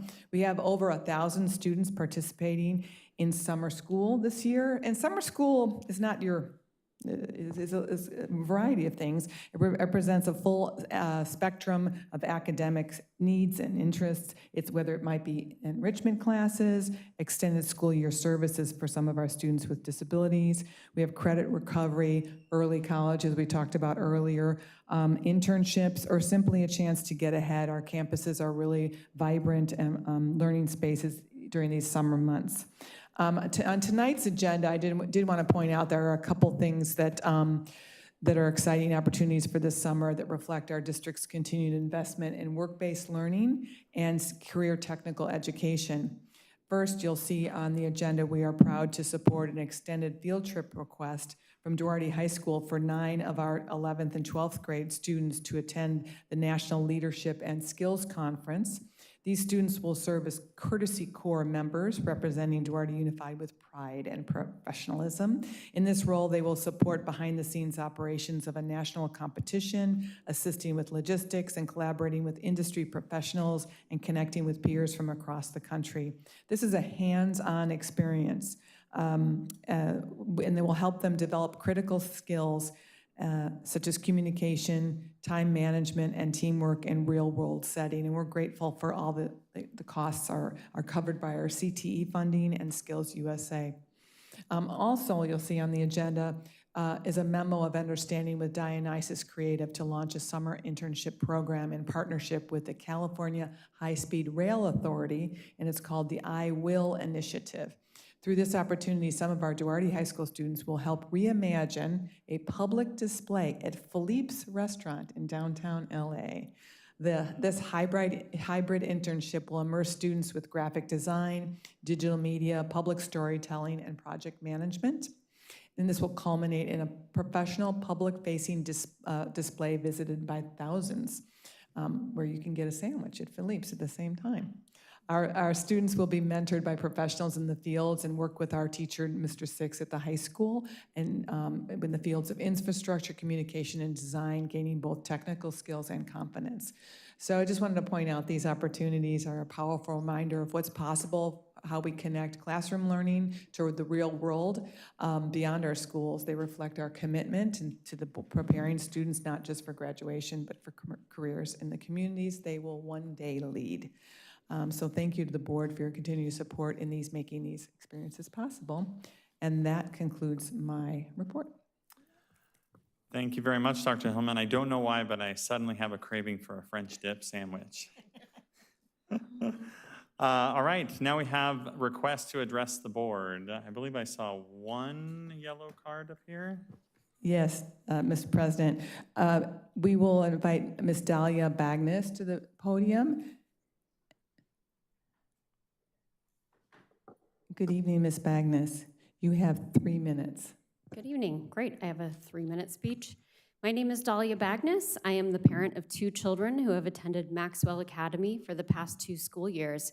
I am here because of the consequences caused by there being no resource specialist or oversight for special education at Maxwell Academy for the entire 2024-2025 school year. I want to tell you about my daughter, Chloe. Chloe is a kind and generous soul who approaches the world with the most positive of attitudes. She is wildly creative and the most loyal friend anyone could have. Chloe also has a math-based learning disability called dyscalculia that affects her ability to understand number-based information and math. Chloe is eligible for an IEP because she has a specific learning disability. Going into 9th grade, her standardized math scores average around a 3rd to 5th grade level despite her obvious intelligence. In late January of 2025, Chloe reported that she had not been receiving her IEP services for the entire school year. It is the principal's responsibility to ensure that special education staff are properly administering IEP services. But when I reached out to the principal of Maxwell Academy for information about who was in charge of Chloe's IEP services this year, she did not respond to me. I went above her head to the superintendent and pushed the district for information for weeks. When that information was not provided, I ultimately requested an IEP meeting, which I recorded with permission. This meeting occurred in March, 5 weeks after I first began requesting information. It was only during this meeting that the district representative finally admitted that Chloe had not been receiving her IEP services. I requested for service logs to be provided to me during this meeting. However, they were not, and I spent an additional 3 weeks pushing for information. At the end of March, just 2 months before the end of the school year, I was finally informed by DUSD that Chloe had not received 36 hours of legally protected special education support. To this date, the district and I have not agreed on a plan for compensatory education. Nadia Hillman may tell you that the school district is handling the situation, but I am here to tell you that the district is not partnering with us to resolve this very large oversight. My experience with DUSD this year is that there is no transparency. In fact, Nadia Hillman cautioned me against attending this meeting. I am only listened to if I speak in legal terms and threaten litigation. Elected school board members, 4 out of 5 of you, have chosen to ignore my complaints this year. I am here to tell you that I am not backing down. I will not stop until both of my children are being provided a free and appropriate public school education. Following special education law and providing students with their legally protected services is far cheaper than settling due process complaints. Thank you. Thank you. And that concludes our public comment. All right, thank you very much. We'll move on to agenda item number 11. This is to approve the minutes from our regularly scheduled meeting on May 15th. Do I have a motion to approve those minutes? So moved. Second? Motion by Board Member Reyes, second by Board Member Diaz. Any discussion? Seeing none, all those in favor say aye. Aye. Aye. Aye. Passes 5-0. Next item up for business is adoption of the consent calendar. So does anyone have any item that they would like to remove for separate discussion or action? Seeing none, may I have a motion to approve the consent calendar as written? So move. Second? Motion by Board Member Holguin, second by Board Member Diaz. Any discussion? Seeing none, all those in favor, say aye. Aye. Aye. Passes 5-0. 11.3 is the second reading and approval of the board policies. Do I have a motion? So move. Second. Motion by Board Member Diaz, second by Board Member Holguin. Any discussion, board? Hold on, I was looking into my computer, but it died, so let me go. It's, yeah, I want to see it. Which one was that? It's the second reading? Yes. Okay, I would like to hear a little bit from our superintendent about those second readings, because they're very important for me to be aware and for the entire board and the community too. Please. That's great. So our second reading, the board policies, the board put before you tonight, is our typically we'll be looking at policies that are in place and any updates that are there. And this provides guidance, this board gives us guidance as how we implement the programs at our school. The ones that are before you tonight really relate on some common areas. And I'm going to ask Mr. Crosby, as this is under his department, to give a little summary or get some information about what's being before you tonight. Okay, how do we keep them safety, our students? You are the one who's going to say that? Yeah, thank you so Thank you, much. thank you, thank you. Yeah, See, I so- was just trying to, Perfect. And these policies are under our Student Services Department, which is under me and the Director of Student Services, Nayla Othman. And the policies that you see tonight, suicide prevention, mental health, alcohol and other drugs, conduct, student records, and response to immigration, are all really to protect students and make sure that we're forming our policies so that our administrators and our staff know from the direction of the board and from the CSBA how to really handle and work with our students and protect them. thank you. Any other discussion, board? All right, we'll go ahead and vote. All those in favor, say aye. Aye. Passes 5-0. 11.4 is just to receive for information. This is the construction and modernization project updates for the month of June 2025. We'll move on to 12.1. This is the certification of compliance with Proposition 28, which is the Arts and Music in Schools funding. Do I have a motion to approve? So move. Second. Motion by Board Member Diaz, second by Board Member Reyes. Any discussion? Oh, so, Board Member Holguin then got in there, just under the wire. So any discussion, board? Seeing none, all those in favor say aye. Aye. Aye. Passes 5-0. Next, Business and Finance 13.1. So this is the public hearing for ventilation services contract with Mesa Energy Systems Incorporated, doing business as MCOR Services, Mesa Energy. Do I have a motion to open the public hearing for item 13.1? So moved. Second. Motion by Board Member Reyes, second by Board Member Diaz. So the public hearing is now open. Do I have a motion to close the public hearing? Move to close. Second. Oh, sorry, hold on, I missed something. Oh, you Sorry, need to what's that? take- Oh, I never took the vote to open it, so it wasn't technically open, folks. All right, so we'll go ahead. We already had a motion, a second, so all those in favor of opening the public hearing for item 13.1, say aye. Aye. Aye. All righty, thank you, that passes 5-0. The public hearing is now open. And do I have a motion to close the public hearing? Move to close. Second. So motion by Board Member Reyes, second by Board Member Diaz. Any discussion? Seeing none, all those in favor say aye. Aye. Aye. That passes or closes 5-0. Next, we have a public hearing regarding Duarte Unified School District 2025-2026 Local Control and Accountability Plan. Do I have a motion to open the public hearing for item 13.2? So moved. Motion by Board Member Diaz, Second. second by Board Member Olguin. All those in favor say aye. Aye. Aye. Passes 5-0. The public hearing is now open.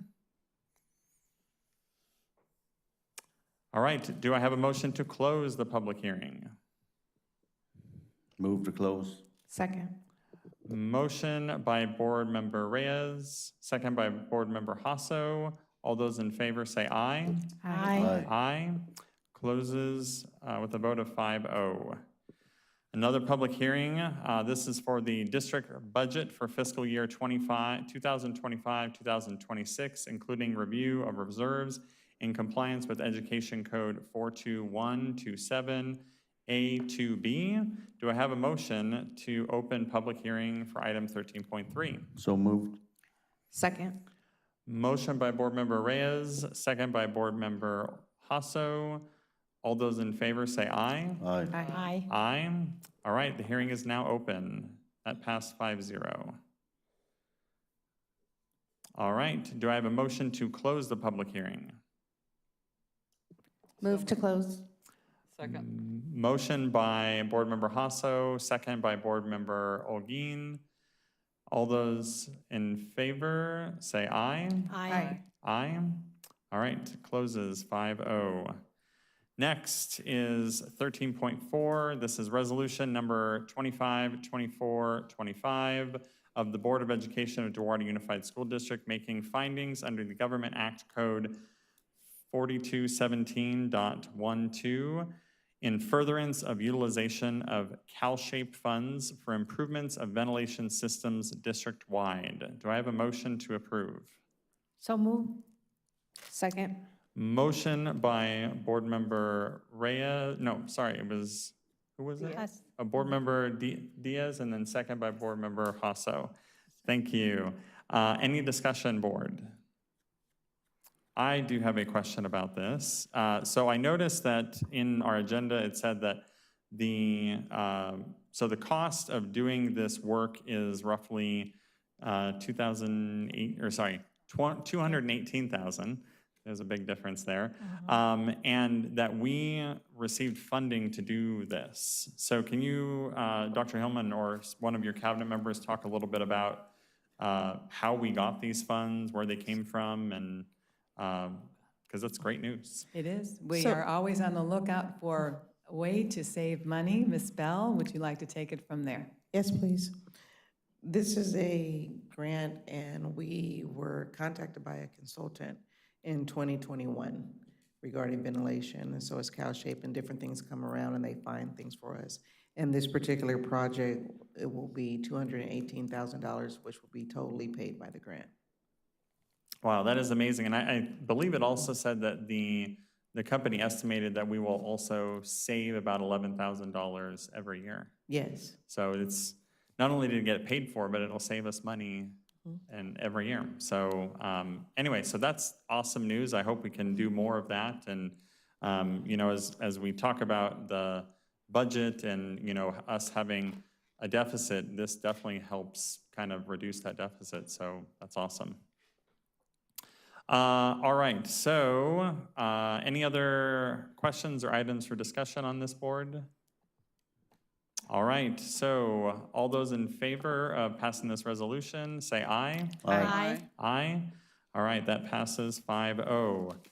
And 13.5, this is amendment number 2 for Duarte High School New Sports Complex Project LLB Agreement, Bernard Brothers Incorporated. Do I have a motion to approve this agreement? So moved. Second. Motion by Board Member Diaz, second by Board Member Olguin. Any discussion, Board? Seeing none, all those in favor say aye. Aye. Aye. All right, that passes 5-0. All right, now we can move on to the non-agendized items. So I looked over there to see if Priscilla was there, and sadly, she is not. We continue to miss her. All right, so why don't we move down the line? I'll start with Board Member Reyes. Yes, thank you. Dr. Hillman, well, with the agenda, what I was reading and the report from Bernard Brothers, and them talking about the leak that was on the roof of the new gym.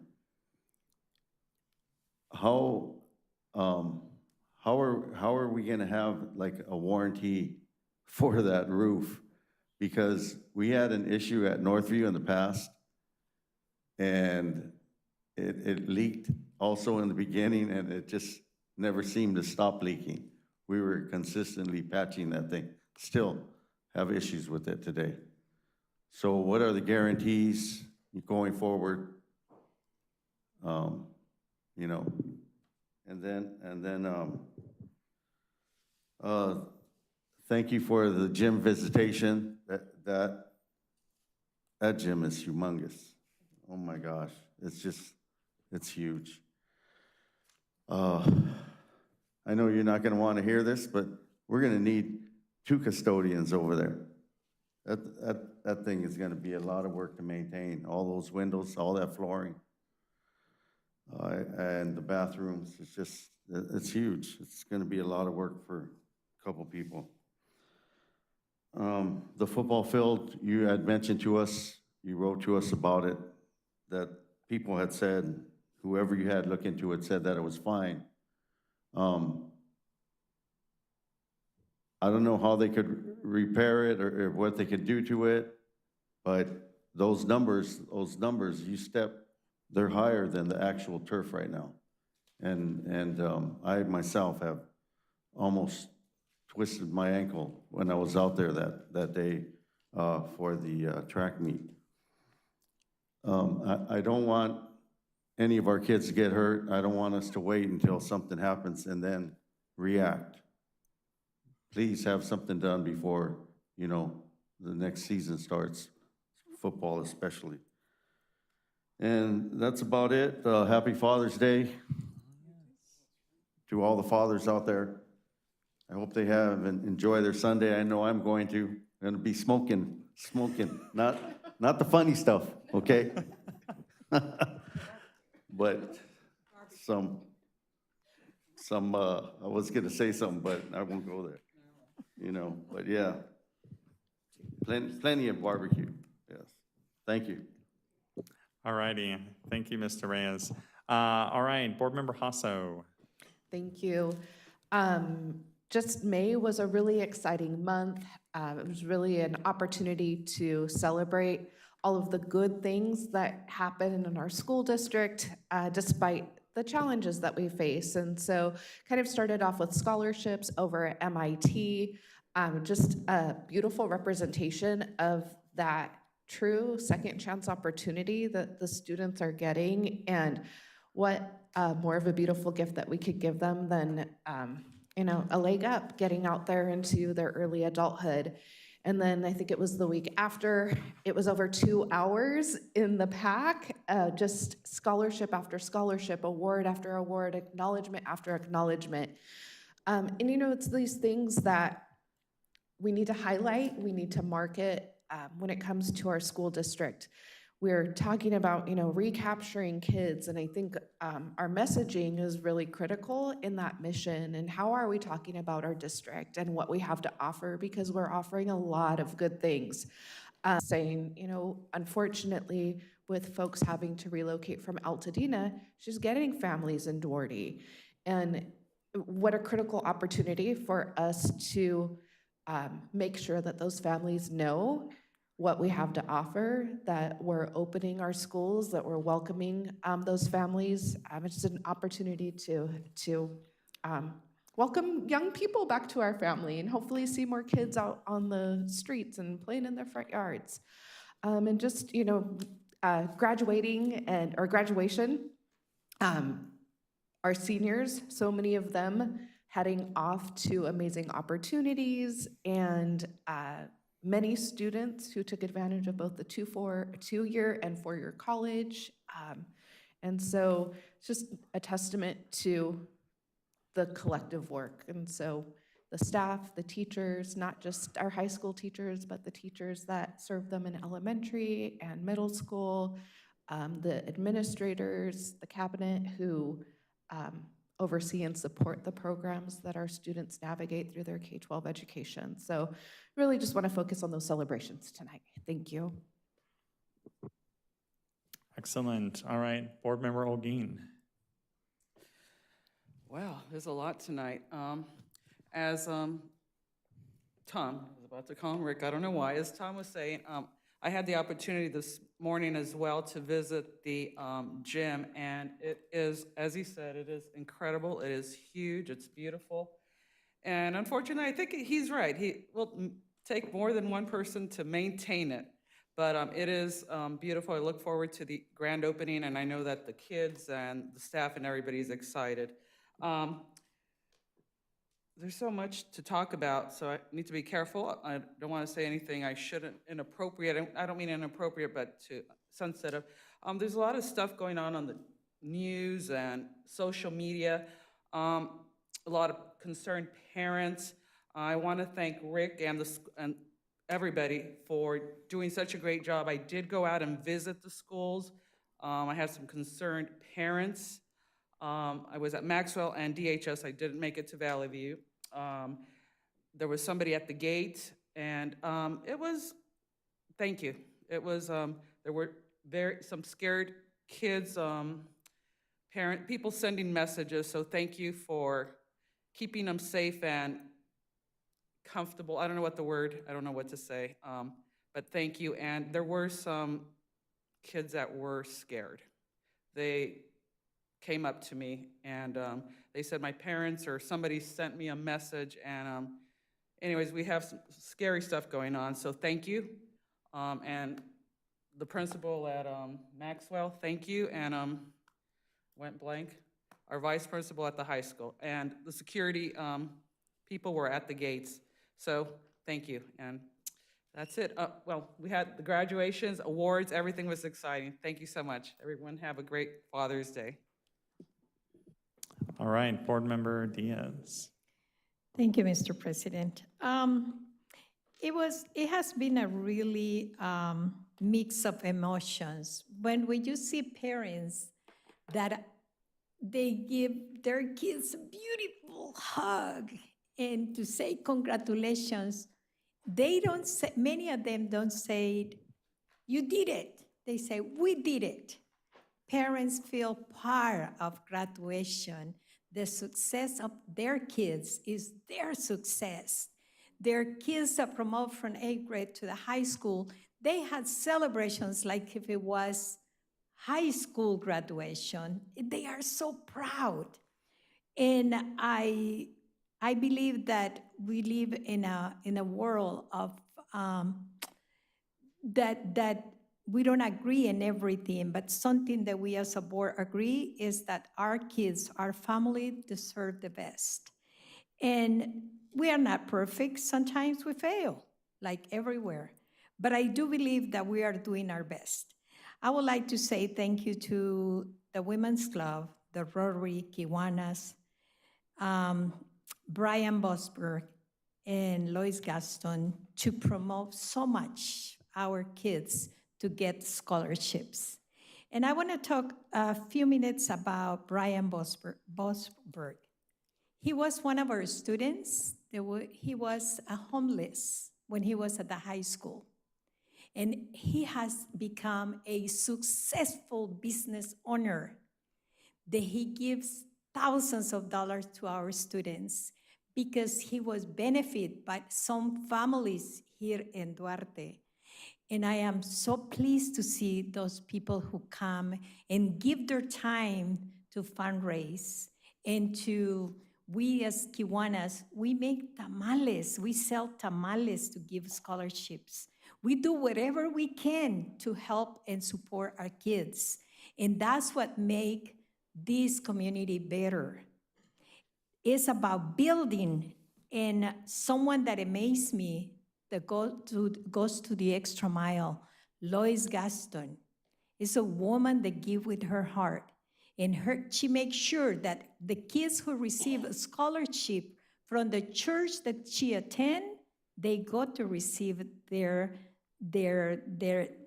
scholarship to the church. They honor those kids. And see, so many people that we need to say thank you that, you know, like Laura mentioned, it was like more than 2 hours that we spent that morning at the PAC Center. It was many, many kids that received the scholarships. We changed the gear.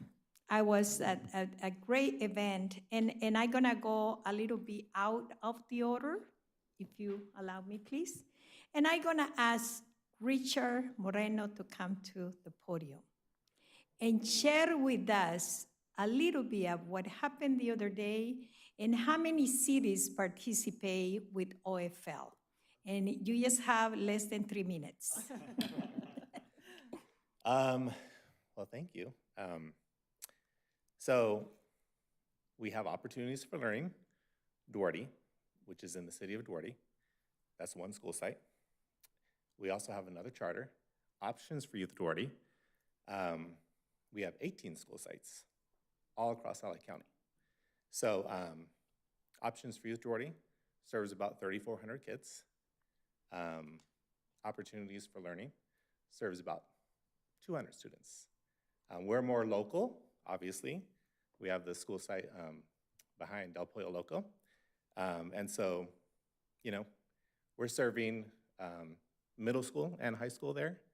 And I don't have the numbers in front of me, but a significant number of students come from Duarte Unified. And, you know, we're there to get them back on track. And some of them end up coming back to the district, and some of them end up graduating with us. So, yeah, so I don't know if I answered your question, Ms. And Diaz. can you share a little bit, yes, about the celebration that you had at the Almanzor Court the other day? Yeah, thank you. So we extended an invite to several board members.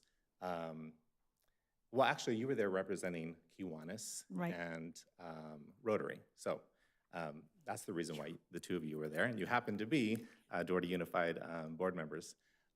You presented scholarships to our students, and we're so thankful for that. It was basically a grad breakfast, and so we honored students who got scholarships, and we also honored students who were accepted to a four-year university. And we just, you know, it was basically our grad breakfast. We awarded students for, you know, their academic achievement and any of the other achievements that they, you know, got throughout the year. So. The reason that I ask you to come forward is just to let the public know that we do explore around us and our kids have opportunities. If they're not accomplishing what they want in here, they have options. And that's one of the reasons. And just for last but not least, can you tell us what is your title now? Oh. Please. And that will So be- I was principal for Opportunities for Learning for 9 years. And so it was time for me to move up. I moved into a director role, so I am now director of schools. So I support the principal at OFL Duarte, and I also support the other principals for Options for Youth Duarte. So, so yeah, I mean, we're thankful for this partnership. Thank you for allowing me to come up. I wasn't expecting to give a presentation, but I hope I answered your question. And Yes, at the you end did. of the day, I'm thankful for this partnership, and thankful that, you know, Ms. Diaz and Ms. Holguin were able to come to the grad breakfast. You're all invited to our graduation. Our graduation is on the 30th at Pasadena Civic Auditorium, so hopefully you guys can make it. I think some people have RSVP'd, so we're looking forward to that. Thank you for sharing that with us. I think that we need to hear about, you know, the successful things that are happening with our students too. Thank you.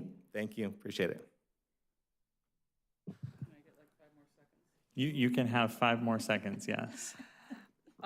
Thank you, Tiffany and Dr. Lawson. Your presentations were fantastic, and I know they took a lot of time and work, and I appreciate it. All right, sounds good. So I'll go ahead and say something, and then I will turn the time over to Dr. Hillman so she can share some thoughts. So I guess first of all, I had forgotten that me eating tamales was helping fund scholarships. So perhaps in the future I should be eating more tamales. So I will endeavor to do that more. You know, we had talked a lot about the scholarships that were given out at several different locations. You know, there were some, a lot of them at DHS and some at MIT and then at OFL. And you know, I remember when I was in grad school, I remember something that always stuck with me because they said, you know, when you are utilizing student loans for graduation or for your schooling, you know, if you spend $20 on a pizza because you're craving that, they pointed out to me that most likely by the time you pay that off, that was actually a $65 pizza. So they said, make sure you really, really want that pizza before you use any loaned money to you.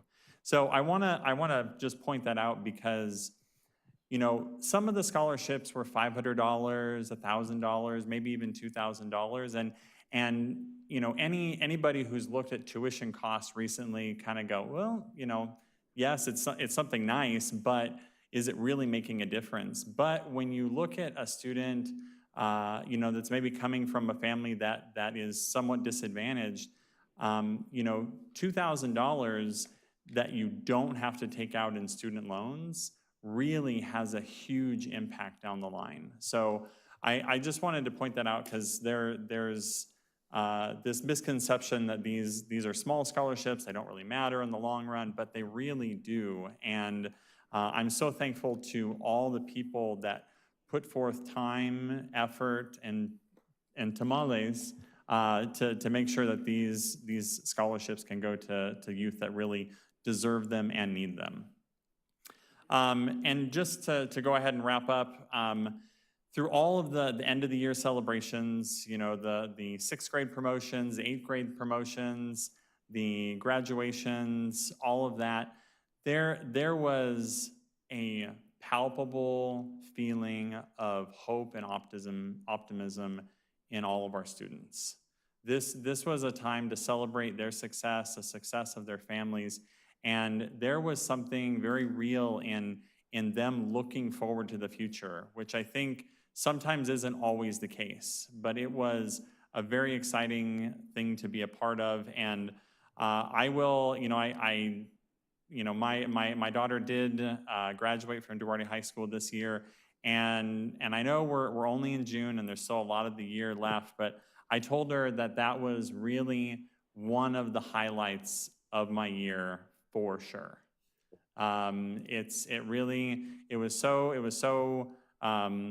It was special to be able to see her walk across the stage because, you know, we as parents, we get to have this, you know, peek inside the lives of our children, and we see them staying up late doing homework, working early in the morning on assignments, studying instead of doing something that they would much rather be doing. And you see each one of those moments in your mind's eye as you know, see them walk across that stage. Parents really get to see that, and it's something really unique and something I'll never forget. So I do sincerely thank all of the DUSD family that made it possible for her to do that, and for my other two kids who will be doing the same thing in the next couple of years. So thank you to all who have made that possible, and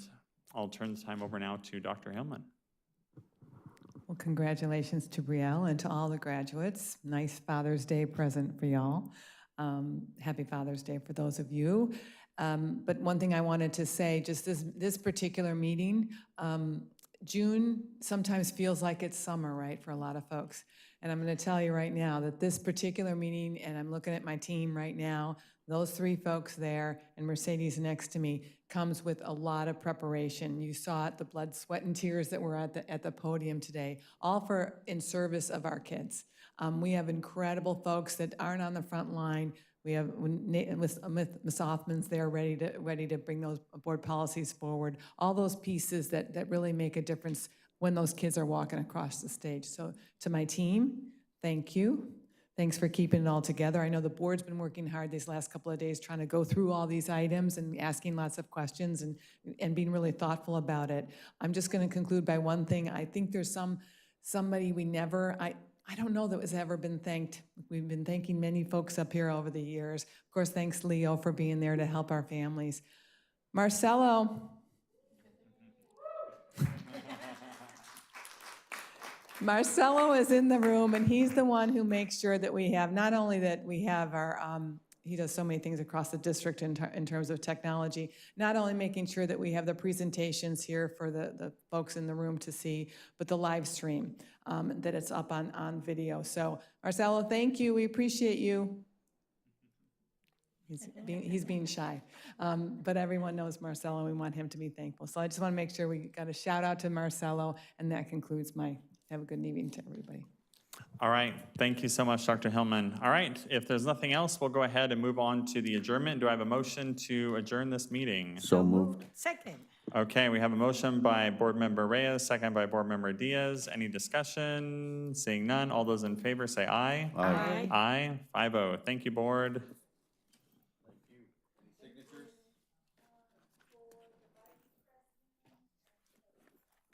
Vice President and President.